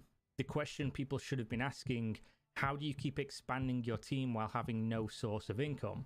The answer, according to the people I interviewed, is that QI received heavy investment from none other than everyone's favorite mega corporation from China, Tencent. Now, this is not out of the ordinary for gaming, as Tencent have been doing their very best to gobble up as many Western development studios and games as they possibly can, big or small. For QI, though, this investment came with... Tencent actually terrifies me for how much money they have. They have, like... I think they are one of the biggest companies in China, if not the biggest. They are just this huge conglomerate that tries to just eat everything. But they own League and Supercell. It's the you don't hear about these guys because they mostly own the mobile market. With strings attached, and those strings have been cut by the incompetent management. The development of DeadMatter has seen no significant progress. The money Tencent handed over has been wasted and is mostly ran out. Tencent is angry and will hand over no further investment. Therefore, according to some sources, QI have fired most of their art team, is no longer actively hiring despite publicly appearing to do so, and pushing out this early access client despite knowing it is not ready for public consumption to just keep the lights on at the studio and continue to try to deliver on DeadMatter as they promised. The new studio manager, Derek, who joined at the back end of 2021, left another company. Pyro, the type of guy to play Clash of Clans professionally. I greased it a bit when I was a kid, like when it first came out. I really wanted to get that, what's that knight called? Pekka or something? But you had to like pay so much money to get it or play the game for like 4 years. So I was poor then. I was a little child. So I just gave up. who he ran into the ground and was on the verge of bankruptcy to do so. Joining QI, he was supposed to be the literal savior of the whole game and the development studio. He was even paid more money than the CEO, a number that people find... I want to get Pekka. No. No. Look.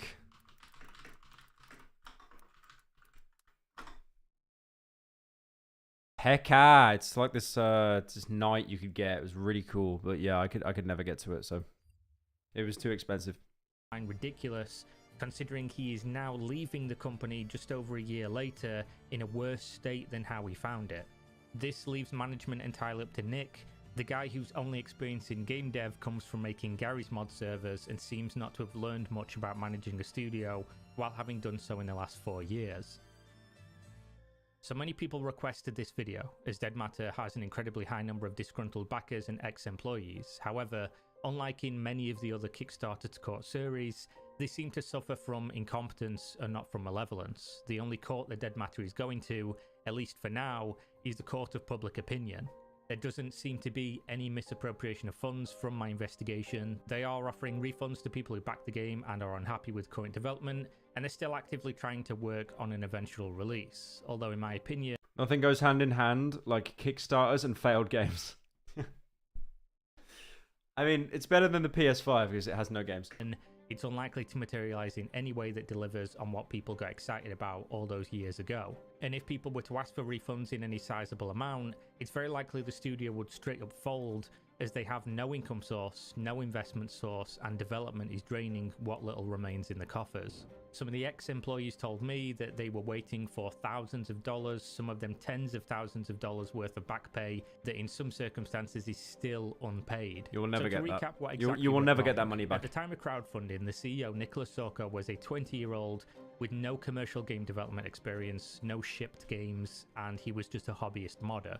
This was the least of his problems, as the CEO doesn't need to be writing code, although if they got less funding, he would have needed to be a more integral part, so that experience would have helped.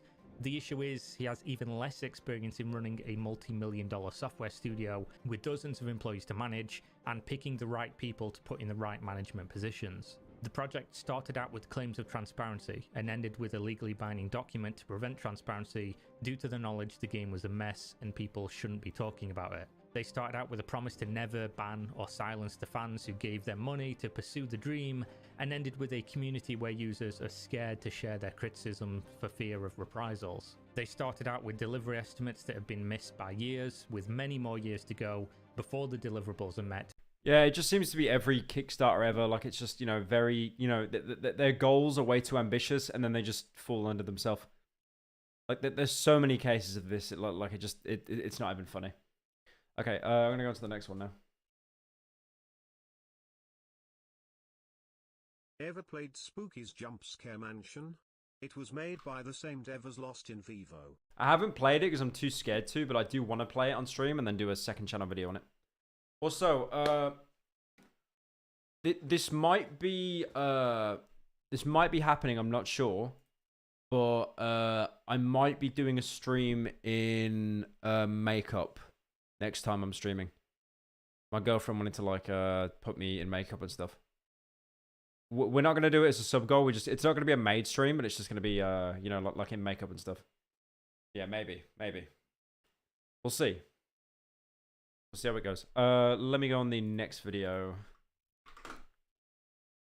I really wanted to watch this one. Ads? No ads. There are no ads, thank God. So this is... I really wanted to react to this one because it's the only one that Critical and Ludwig haven't found yet. So this is 6 wealthy teens versus 1 secret broke teen. So it's gonna be fun. It's gonna be fun.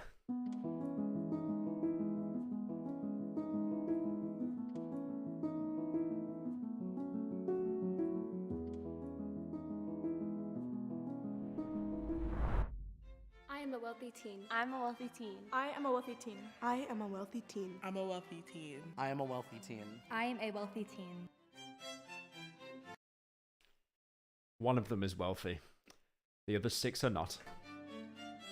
Classical music. One of them secretly grew up... Oh, wait! They're all wealthy. Oh. Oh, they're all Ivy League. Okay.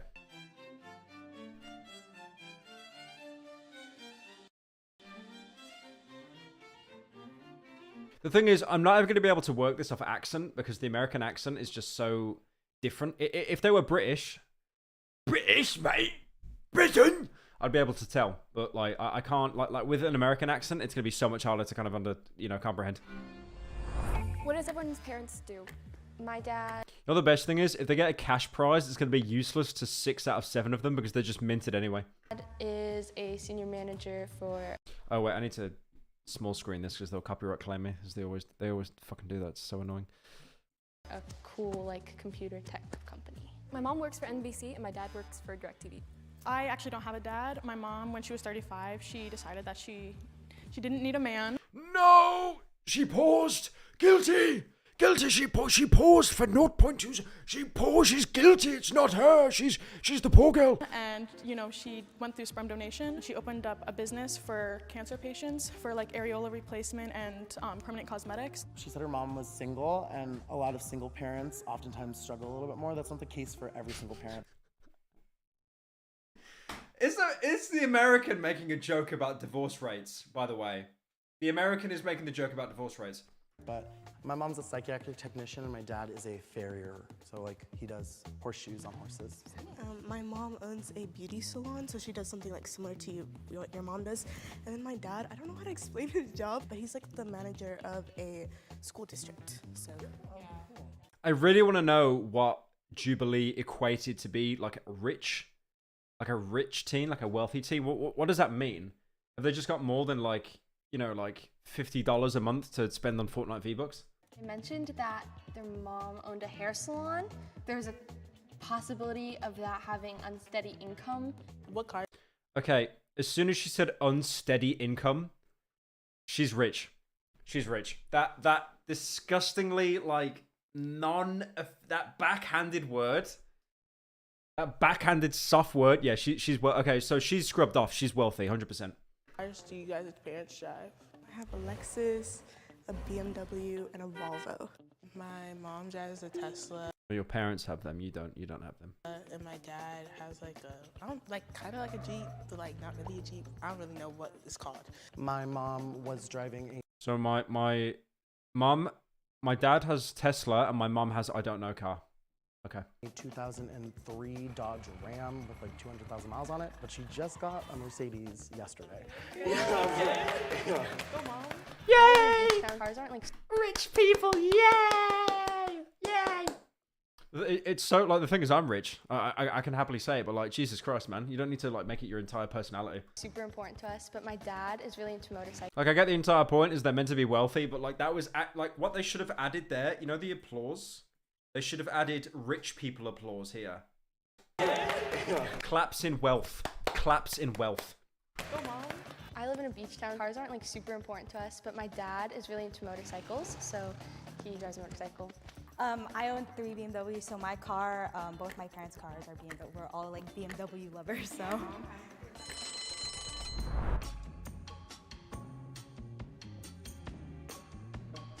Like no meme, I think the girl that stuttered and did the really elaborate story, I think she's the poor one.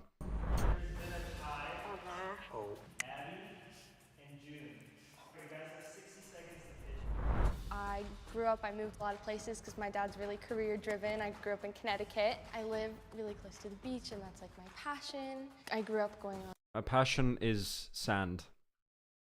Riveting personality. It's like when the money goes up, the personality goes down. On vacations every year. I'm very well traveled. We could talk about that if you want. I could. She talks like a 35-year-old. She talks like a YouTuber. She talks like a 30-year-old. She talks like a business executive. There's no, okay, I'm going to be honest with you, there's no buzzwords in her vocabulary. She's not saying le, unlucky, or lamau every 5 seconds. I don't like her. She's rich. Talk about that. Do you want to hear or no? Is that 60 seconds? We weren't always wealthy, so I don't know what else to say. Like, yeah, we go on vacations a lot. I have aspirations to be a doctor. My parents have put me to be a doctor. They both went to college. We're really privileged, thankfully. Someone in chat said, I love being poor. That's so based. Stay at the bottom of the ladder, man. It doesn't get any better when you start climbing it. Unlucky. I was like really quiet. Papa, oh. He did the Saikuno. He did the Saikuno. You see that? He did the Saikuno. He did a Saikuno cosplay. I was like really quiet. So I think that's kind of what made everyone vote me out so easily. So it was a tie last round, and just out of curiosity, what reason between June and I, did you think was inherently poor or low income? Like, how did you... There it is again. It's that word. It's that how'd you explain it? It's like she's trying to make the word seem less aggressive than what it actually is. It's that kind of wording. You judge that based off of knowing us for 5 minutes? I think my dad always ingrained into my brain that like people who drive motorcycles are like really unsafe, and they like that's not a good decision to make. I'm like, okay, Dad. People who drive motorbikes aren't safe, therefore they're poor. Okay, by that logic, everyone in the stock market is poor. Patrick Bateman in American Psycho, he's poor because he took risks at the stock market. No, they're all poor actually. I have a question for you. Yes. Did you go to private school? Yeah, I went to private school. It's like 6 rich people and then one laughing that they're rich. And it's like, did you go to private school? What do you think they're all gonna say? When I was younger, and then I moved to public school only because like when I moved houses there wasn't any like good private schools near me, and also I really like my public high school experience. Do you go to public or private? I like my public high school experience. I like to mingle with the muggles, you know, the poor people. Public. Okay. I think prior to this year, I think I went to a lot of John Wick is pretty poor. So true, so true. He took a lot of risks. He's very, very poor. like stereotypically like rich kids schools. When I was in elementary, we were starting like we had like iPads in like 1st grade, and then in 3rd grade we started having like Chromebooks. Like I have like a lot of friends from just like in a lot of different districts, and then they all were like they only started getting Chromebooks when they were in like 5th grade. She kept talking about Chromebooks. So I was like, is she trying to like take us to a different direction about Chromebooks? So The best thing is about this, there's no rich people like way that they can tell that they're rich and suss out the poor one, because most of them are so vapid of personality that like she's talking about Chromebooks, but I believe that she's rich. I genuinely believe that she's rich. I was like, okay, I don't want to know about Chromebooks, so. I went to East Catholic, which was a public school or private school. So I go to a public We know it was private. We know, believe me. My mom didn't want to drive me super far to go to private school. Yeah, they were like all like an hour away, and my mom was not about to drive me an hour away for school. So I went to an academy for middle school, and then now I'm in... Okay, those two make a good point. Distance. Because even if you want to take your kid, because it's either you drive an hour a day or you have to move house. So those two, the black girl and the guy, I think they're both. I don't think either of them are poor. I think they're being honest. It's close to the beach, and it has programs for the science stuff that I like.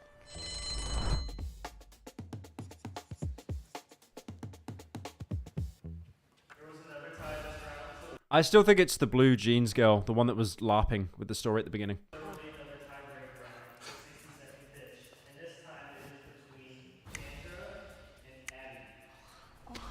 So I actually, make a lot of my own money by myself. My mom, she really wants to like stress financial independence.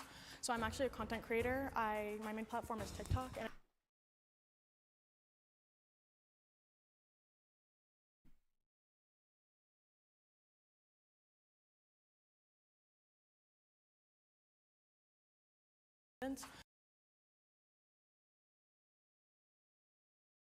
so I'm actually a content creator. My main platform is TikTok, and I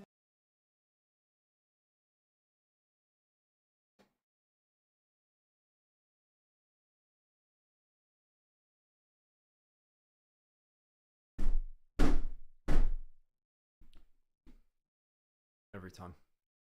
Every time. Every time without fail. Every time. Zoomers are a disease.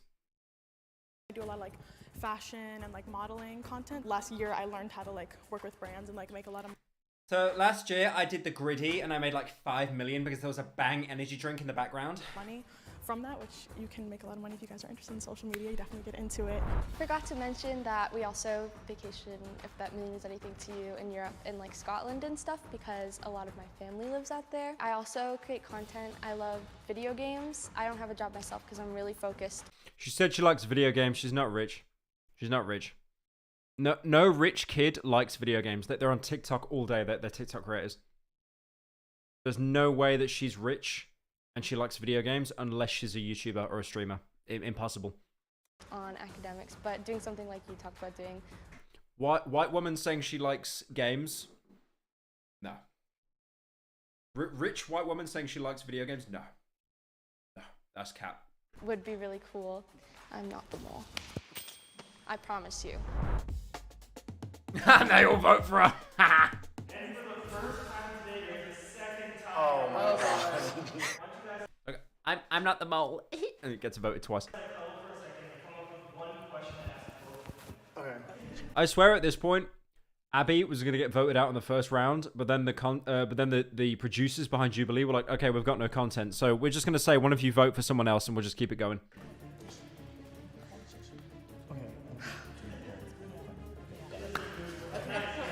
So, what college do you want to go to? Oh, yes.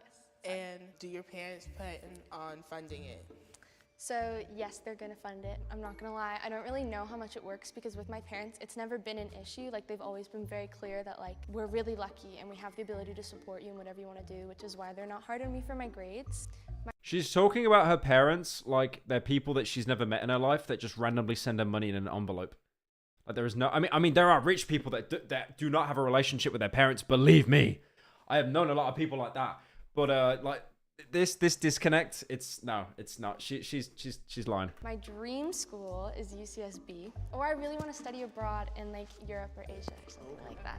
Who funds your college? Okay, so I'm actually on full ride to USC on Questbridge, which is like a scholarship for people in Connecticut, like a local scholarship. Do you pay for like everything else, like daily expenses, or like? Yes, yeah, I do. Like, I've been working since I was 15 as well. Like I was working in a restaurant when I was in Connecticut. Yeah, and then I started, actually making like money from brands. Bang energy drink. You make money from Bang energy drink. Decided to vote Chandra out. No hard feelings.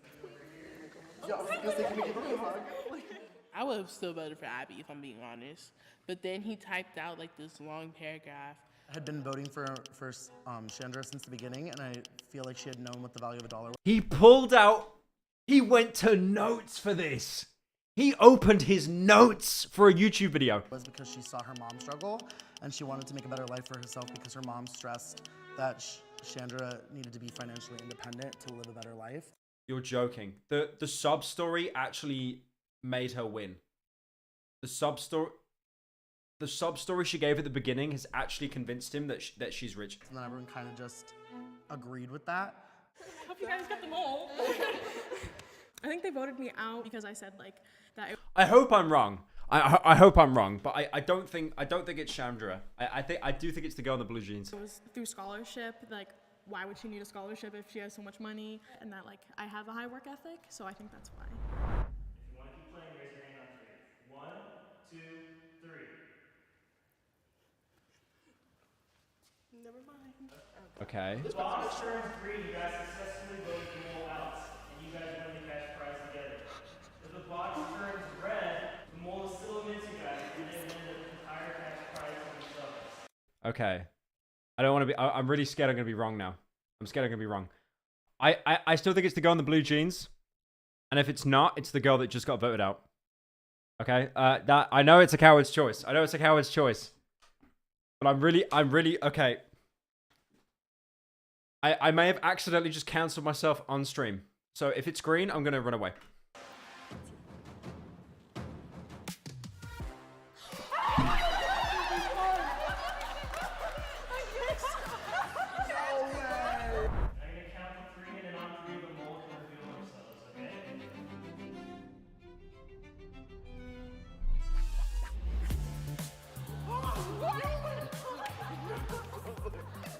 Yeah, so I've grown up like low income, my whole life. Questbridge is actually a scholarship, which I am on full ride for low income students who are like high achieving. Like it's also been hard because it's like my mom, she, you know, has gone through like substance abuse. Like we lived in a motel room and with like all of our animals.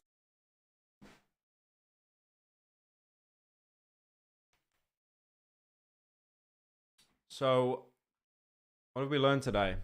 We've learned not to judge people from their stories, but we judge them for if they say that they are a TikToker or not. That I don't feel very good right now. I don't feel very good right now. Thanos James Charles. Thanos James Charles. I don't feel very good right now. All right, we got time for one more video. We've time for one more video. Of course, it's your boy. To understand the overwhelming... It's your boy. It's the Milk Farm. Sunny V2. Of course. This will probably be the last Sunny video in a while. You guys get angry about it, but I only wanted to react to this because it's not about YouTubers. It's about Planet Fitness. And I've actually been to a Planet Fitness before. So, yeah. To understand the overwhelming hatred for Planet Fitness, you first need to understand their business model. Planet Fitness was created with the goal of having a non-competitive culture, opposite to that of something like Gold's Gym, where bodybuilding is glorified. Everything in Planet Fitness is catered towards the less experienced beginner, and on the surface, this makes Planet Fitness look like a fairly positive place. However, as we look into the methods they use to achieve this beginner-friendly... Okay, chat, I need someone to confirm this. Does Planet Fitness have a pizza day? I've heard that Planet Fitness has like a Pizza Monday, where every Monday they just give out free pizza to people. Is that true? I've been to a Planet Fitness before in LA, and they have one of the worst color schemes I've ever seen. Their entire motto is like being judgment free, but I've never felt more uncomfortable in a gym. Is it actually real? Hang on, I gotta look this up. Planet Fitness, there's no way. No way, is it? It's real. Planet Fitness Pizza Monday. National Pizza Day at Planet Fitness. Only in America. Yep. You got the pizzas there. Yep. Only in America. Only in America. Good God. Image, you'll start to understand why their approach also receives an insane amount of backlash. This image posted to the Gym Memes Facebook page shows a note Thank you, but why would I do that Google for Johnny? attached to a Planet Fitness leg press reading, We do not cater to we do not cater to bodybuilders. bodybuilders or heavyweight lifters. Please help us keep our non-intimidating environment by loading only 4 weight plates on each side. With this note showing that not only are Planet Fitness trying to... You know Planet Fitness has this thing called a lug alarm. So, you know people that do like deadlifting and stuff? They throw their weights on the ground, right? When they're done with it. It's a bit annoying. Like, I don't like seeing a guy do it and he like, you know, he'll purposely slam them on the ground like roid rage. Like, it pisses me off a bit. But what they have now is they've set up a system where if you put too much pressure instantly on the pad, it will set off an alarm. This blue alarm that goes off and you're called like a lug, like a moron. There's literally a moron alarm. It's meant to like, you know, I'll show you it. It's meant to like stop you from slamming the weights down. It's actually so stupid. Setting off the lug alarm. It's so stupid. As you can find it. This video did not need to be 5 minutes, bro.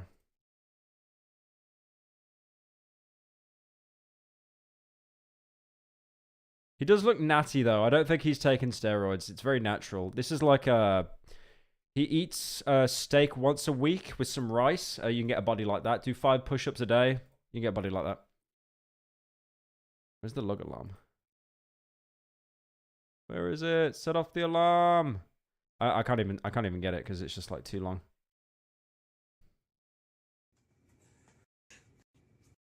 Let's get 6.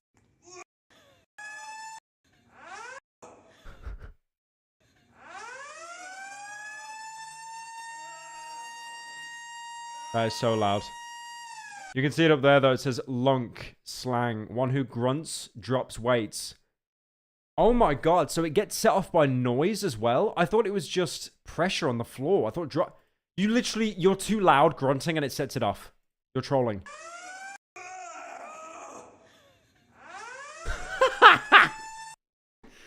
I like I took an air raid siren as well. Silent Hill. Catered to beginners, but they're also trying to repel anyone who might consider themselves an intermediate. Someone gave a dono. We've got a scholar here. We've got a Planet Fitness scholar in chat. Yes, Pizza Monday is a real thing, and the lunk alarm is real as well. One of my best memories with my friends is buying a day pass and hitting a deadlift PR whilst setting off the alarm and getting kicked out. Yeah, apparently if you get the lunk alarm, if you set it off, they just kick you out as well. They don't terminate your contract, but they just, yeah, they ask you to leave. It's so stupid. Because basically, like, you get people that go to these, like, Ironworks gyms, right? You get these people that go to, like, you get these gyms where, like, it's literally just, like, roid heads and stuff, right? Hang on.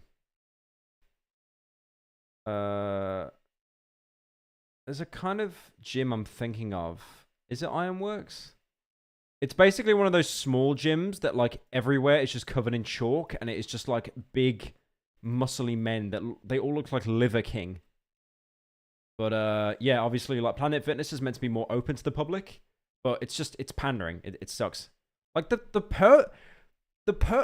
don't know why they've got a purple color scheme everywhere. It just reminds me of, like, a Freddo. It just reminds me of, like, a Freddo chocolate bar or something. Look at this.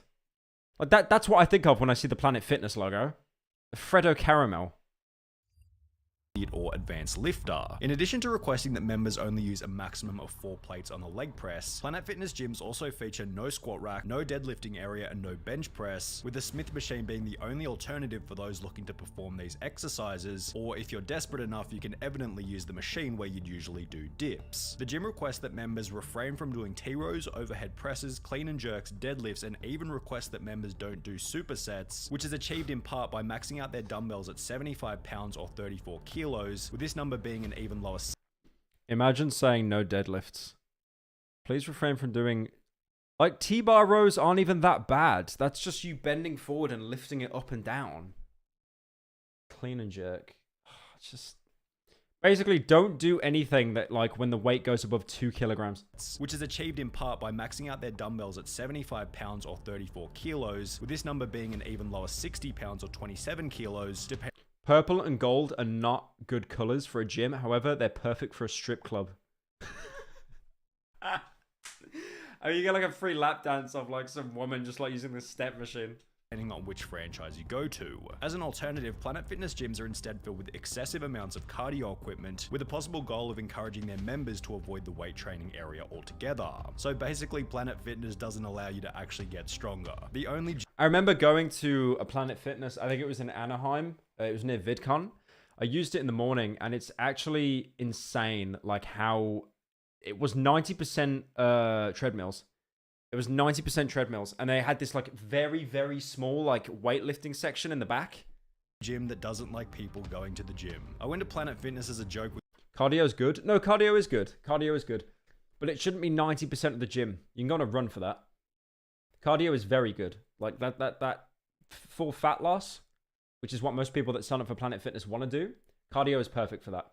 There is nothing wrong with cardio. I'm not saying that at all. But there are people that just want to get bigger, like for aesthetic reasons, you know, to get milady and stuff like that. It should really be, honestly, it should be a 50-50 split, or maybe a 60-40 split with the treadmill to the weights, not 90-10. With one of my friends, because your first day you get free to test out, and I was deadlifting 360 on the Smith machine, and I put pads underneath the weight so it wouldn't slam, and the manager kicked me out because I was noticeably stronger than everyone else and creating an intimidating atmosphere. Imagine that, like you just get the incel come over to the manager and he's like, he looks stronger than me. I don't like that. Kick him out. Fitness having a problem with people who are noticeably stronger than everyone else. Oh, isn't that the guy? Isn't that the Murphy guy that went crazy and had a breakdown? What's his name? Connor Murphy or something? This guy.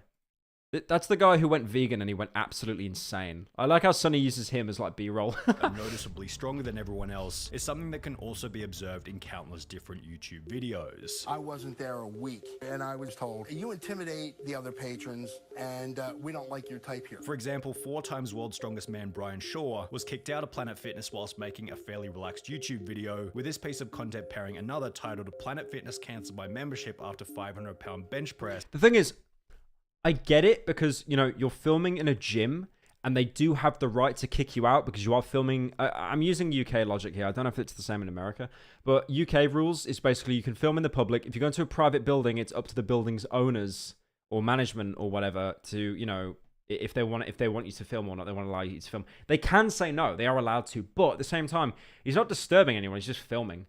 I mean, you might have someone in the background that is like incredibly insecure and their confidence is shattered knowing that they're going to be stuck on a YouTube video next to a bodybuilder. Like stuff like that, I understand. But again, it's like he shouldn't really be thrown out because he like, unless he's going around being a dick to people, like it's a prank video or something. There's just no point. Cementing their dislike for those who go to the gym to push their limits.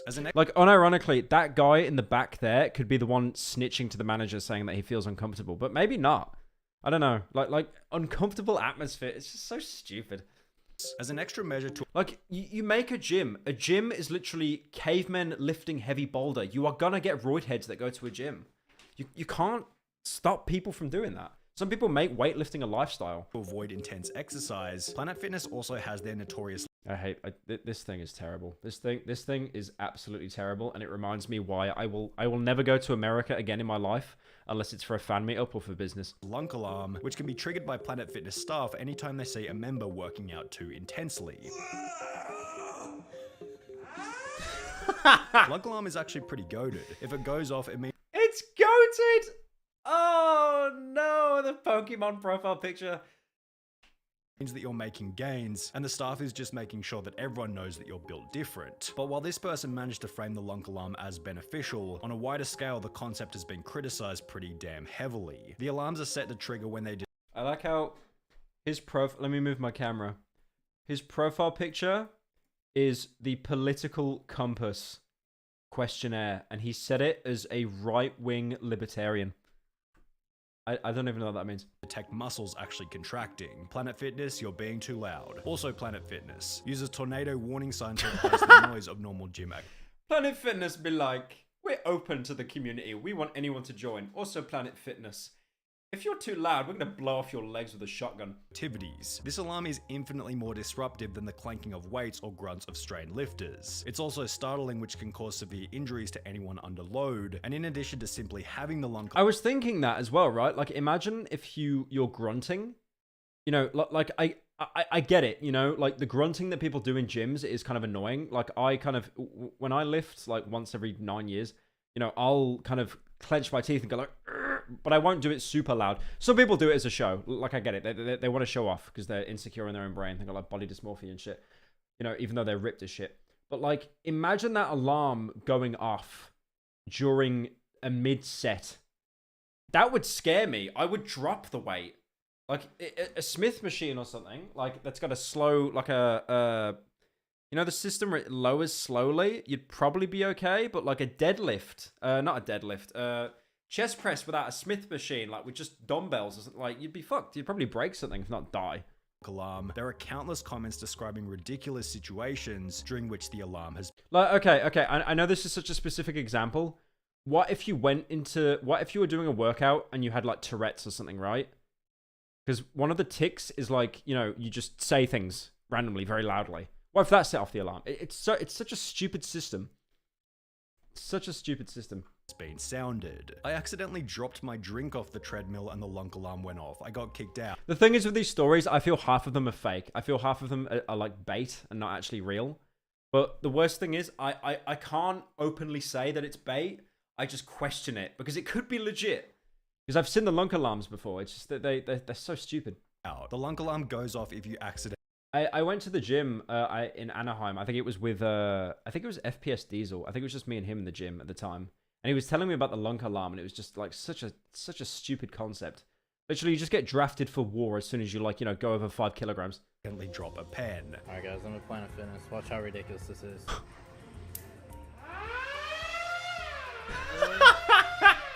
But to be fair to Planet... I feel with that video, that was someone that was working there and their mate in the back pressed it. I don't know. It's such good bait though. But it's the company's fault. They've made this into a meme by this stupid system. Fitness. Both gym members and the staff themselves have often stated in videos and comments that the lunk alarm is rarely ever used. Yes, there is a lunk alarm. However, I've never even heard it go off. I've worked at 2 different Planet Fitness locations, and we never once sounded the lunk alarm on people for anything. I think it depends on the individual locations, whether they're franchise or not. We were told that we weren't allowed to use it, that it was more of a novelty item. I went to Planet Fitness for 6 months and never heard the alarm. I think it mostly depends on the manager you get. Treat the alarm as a sign of a good or bad manager. If that alarm sounds, it's time to find another gym. As a person who works at Planet Fitness, we never set the lunk alarm off. We don't pull the lunk alarm. We don't pull it because there's no purpose to, like, you know? On the flip side too, we like to have fun. Sometimes as soon as we just hear anything, boom, we I like how she checked her phone to read the script on her notes there. just pull it. And it's different when your manager's there and when your manager's not there. However, while the alarm can be dismissed as somewhat of a meme, drinking out of a gallon water jug as well as their dress code are both something that Planet Fit... Wearing a tank top and drinking out of a gallon water jug. No! He likes to hydrate. No! Someone stop him! Stop him, he's hydrating! He's not drinking Mountain Dew in the gym! Stop him! Fitness does take... Or the managers just start tackling the guy in the tank top. ...extremely seriously. In the previously mentioned video where Brian Shaw gets kicked out of Planet Fitness, a sign can be seen which reads, "Dress code. To maintain our no gym-timidation environment, please no jeans, boots, sandals, or string tank tops. Thank you." Other banned items of clothing... Okay, that's string tank tops. That's kind of different. I mean... Hang on. The thing is with string tank tops, nothing wrong with them, but it's usually what they wear down below. Because I've seen a couple of people in the gym that wear string tank tops, and you know the kinds of people that look so roided, they look like they haven't drank any water in the past like month. You know, like they almost their skin looks kind of dehydrated because there's so much. I mean, thing is, it's fine like a string tank top, but I've seen guys in the gym that will wear like a string tank top, and then they'll basically just wear like boxers underneath. It just doesn't make any sense. It's so stupid. Include do-rags, skull caps, bandanas, and judging from internet anecdotes, this dress code is definitely the next reason behind why the gym is so hated. I used to have a... Honestly, at the end of the day, just wear what you want. Just don't be a dick. Planet Fitness membership and on multi... Her sus. I'm literally I'm streaming. I'm streaming in my boxes. I'm streaming in my boxes right now as I'm making this point. I am streaming in my boxes. Like, this room is tiny, man. It gets so hot. I'm not wearing trousers if you guys can't see it.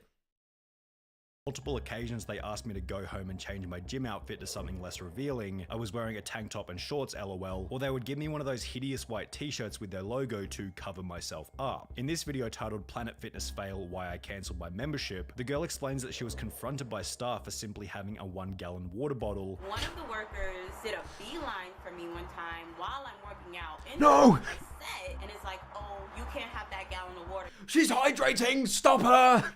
She's not going to the fridge to buy sugary products! Stop her! Whilst another member was denied entry altogether because his water bottle was too big to fit in their designated cup holder. So I'm in Designated cup holder. It's just like everything is commercialized. Everything. here at Planet Fitness with this bottle, and Miss Ashley does not want to allow me to work out because she says my bottle will not fit into her cup holder. Imagine asking someone to leave because they're drinking water and being healthy. For being a judgment-free facility... No! He can't just put it on the floor! He can't stop him! He can't just put it on the floor. What if someone trips and dies? All they do is judge, and this is why their approach is so controversial. The judgment-free slogan is targeted toward their main demographic, beginners, but in order to achieve this branding, they have to be judgmental toward anyone who isn't a beginner, making their approach incredibly hypocritical. So, no judgment, except you get to judge. That's right. We won't judge or criticize you unless you're someone in shape in What the hell? I laughed at a Saturday Night Live joke. What the hell? a gym. No judgment zone unless we are the ones judging. Planet Fitness, no judging. Also, Planet Fitness judges anyone who actually wants to work out properly, with this criticism also being bundled in with more sinister theories about why Planet Fitness fights tooth and nail in order to maintain their judgment-free branding. If you think about it, the entire concept is an incredible idea. By keeping the judgmental people away, you only attract the insecure who pity themselves. At the same time, you keep away any serious lifter who could show what is possible, therefore reassuring these half-heartedly gym goers that what they're doing is absolute peak performance. The picture of roid-raging testosterone monsters is planted into people's heads, thus binding them even stronger to that gym. Financially speaking, it's a masterpiece. Okay, Sean with stock YouTube profile picture. I think you kind of need to get off Facebook. You've definitely got a skull profile picture with crossbones. But he's spitting a little bit. I mean, the problem is with these kinds of gyms, they don't really offer improvement. You'll get people that like work out, they'll go on the treadmill for half an hour, and then they'll just go home and they'll stuff their faces. Because the problem is losing weight, especially today, is so hard. Because when you do cardio or you burn calories, you're more hungry. And then you tend to eat more to fill the hole, right? And then you've basically put on all the calories that you've burnt off and then some. Like, you need to, like, it's always going to be 30% diet, 70% exercise. It's always going to be like that. Wait, no. 70% diet, 30% exercise. It's always going to be that ratio, always. And that will never change. Working out is great for mindset and for topping it off, but for fat loss, it's always diet. It's always going to come down to that. And by not making that apparent, I think this guy's right, because they are making a business model where they'll just have these people that do not see any kind of gains, but because they're in a contract, they'll think, oh, I'll go down today. I'm not going to cancel. Like, today's my day. It's fucking evil if you think about it. Perhaps this is a bit of a conspiracy theory, but it's also possible that it's in Planet Fitness's best interest to I sound like a boomer. Yeah, I fucked your mum, shut up. keep their members out of shape so they'll continue to pay for membership. On the first Monday of every month, Planet Fitness I like how I couldn't think of a witty comeback, so I just defaulted to your mum. hosts Pizza Monday, during which free pizza is given to members before, after, and even during their workouts. Then similarly, Look how much they buy. They are just loading them piggies with calories. Like, look how much look at all that. Monday, during That's not like, which free pizza like they are spending company budget on that. They are spending hundreds on that pizza. is given to members before, after, and even during their workouts. Then similarly, on the second Tuesday of every month, Planet Fitness has Bagel Tuesday, following the same concept, Okay, it's only monthly, it's not weekly, but that's insane. but with free bagels. Planet Fitness makes a pretty decent argument for why they consider this to be acceptable, stating on their website, it's okay to indulge in a treat every once in a while. The truth is, one slice of pizza isn't going to destroy a month's worth of work in the gym, which is why... Yeah, but the problem is, you're going to have people that start the month thinking, this is my month. This is me going to lose weight. That's so evil. You can have cheat meals. You can 100%. That's true. But that's so sneaky the way that they're... Oh my God. What is wrong with America, bro? What is wrong with This is evil. This is like, you know that guy that goes, all right, we've got to have money. It's literally Planet Fitness. Hang on. I gotta pull up a meme. My Brady's memes. You know this guy? We've got to have money. Literally Planet Fitness. We've got to keep giving them bagels at the start of every month, so like they fuck up their workout routine. Planet Fitness Pizza Monday and bagel. You literally get people that start first of the month and then think, this is my month, and then you dangle pizza in front of them first day. It's like an alcoholic, right? And they quit, and then the first day, it's like, this is my day, and then you dangle a bottle of like Grey Goose in front of them. Tuesday only roll around once a month. Moderation is key. Putting fatty food in a gym to prevent weight loss. Actual Sigma business move. Yet, as you might expect, these free junk food days have come with even more. For a place that you're supposed to exercise, it's really not being a gym. Planet Fitness, more like unhealthy fitness. So true.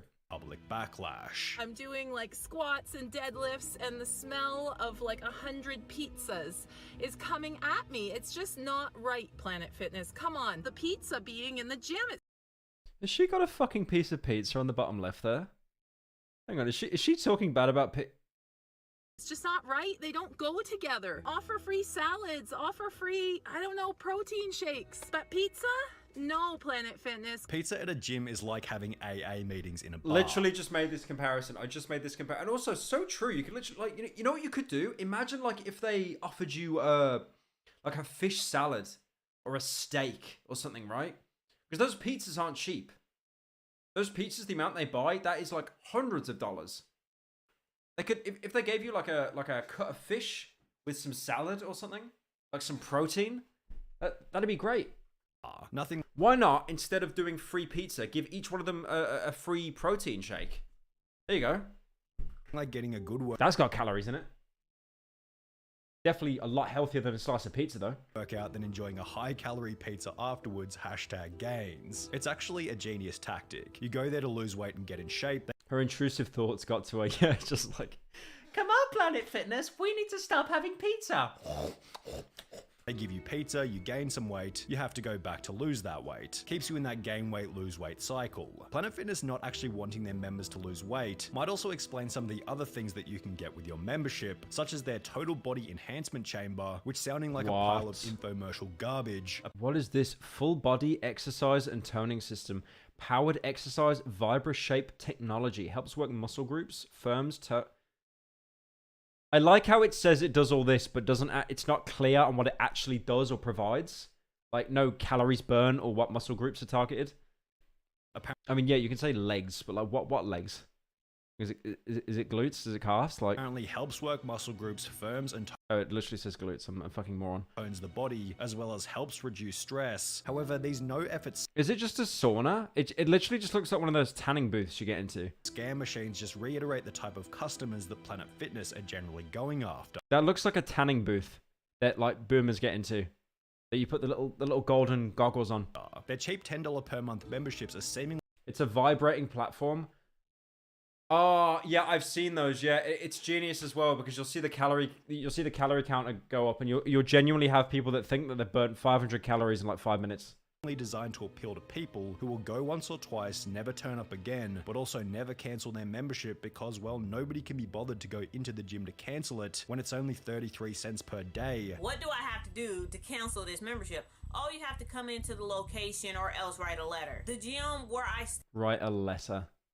They, like, who writes a letter in... I like that. Not cool. Not even email. Write a letter. And then you send it to one of our pigeons that takes it away. Say is 45 minutes away from where I live at. Is those the only two ways? Yes, those are the only two ways. You have to physically come in to cancel your membership. And judging from some of the videos on YouTube, it seems like this strategy is incredibly effective. I've given them $10 a month for 4 years, and I've never stepped foot inside the gym. Just to add a cherry on top of the cake, if you do want to cancel your membership, there are then massive fees involved, as well as other small charges that force you to spend more money before you officially. It's actually insane how contracts like this work. Like, for example, you know with like, home mortgages?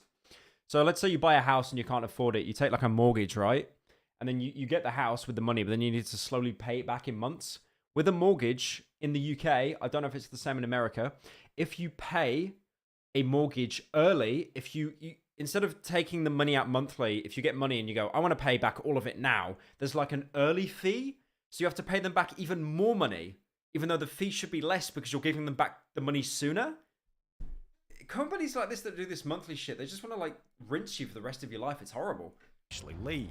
Make sure you don't break your contract, because if you break your contract, then it's $150 to get out of it. I see that I still got a payment, a charge from Planet Fitness. Now my membership is discontinued. Trying to get rid of gym memberships is basically trying to get rid of a boyfriend that won't go away or a nasty rash. Their business model is... I mean, yeah, you broke the mortgage agreement.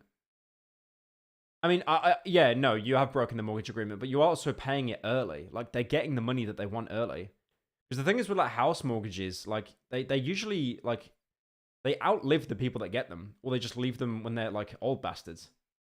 Is to sell memberships to. Best way is to cancel the credit card, Lamau. Yeah, and then you get the bailiffs knocking on your door, Just give them the wrong address. I trolled. People who don't go regularly. Think about it, there can be 10,000 members for that one gym, but if everyone goes, then the place would be so busy it would either violate legal codes or be so packed you wouldn't be able to work out because everyone is using something, and honestly, it's hard to blame them. Businesses are created to make money, and with over 2,000 gyms across the globe, Planet Fitness has been extremely successful, yet unfortunately they've done so whilst picking up the nickname I'm trying to see how many there are. There are so many in Florida. Jesus Christ.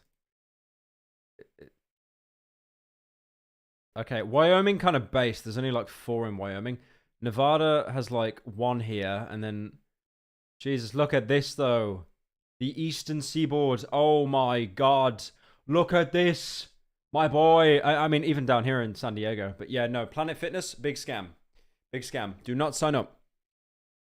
Adobe has a cancellation fee of half a year's pay. What?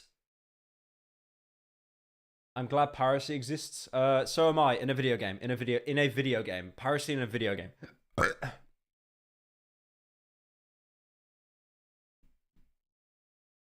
Brian, hey Pyro, do you know what Darkwood is? If not, can you check it out? I do know Darkwood. Can you please play Darkwood? It's an amazing game and builds suspense very well. I've played Darkwood before. It's really good. I wanted to do a video on that years ago where I got like a bunch of YouTubers to voice all the characters. I think I'm still going to do that. What I'm doing at the minute is in the Cruelty Squad video, I'm getting the NPCs in the game to speak, and I'm going to get each one voiced by a different YouTuber. Kind of like that bit I had in... Oh, what game is it? What was the game? Iron Lung. Like Iron Lung. So... yeah. It's gonna be good. Right, guys, I'm ending stream now. I'm gonna try to stream tomorrow. I will try, no promises, but I really want to try and be consistent. I want to try and be consistent. But yeah, thank you all for joining, and I will see you guys later.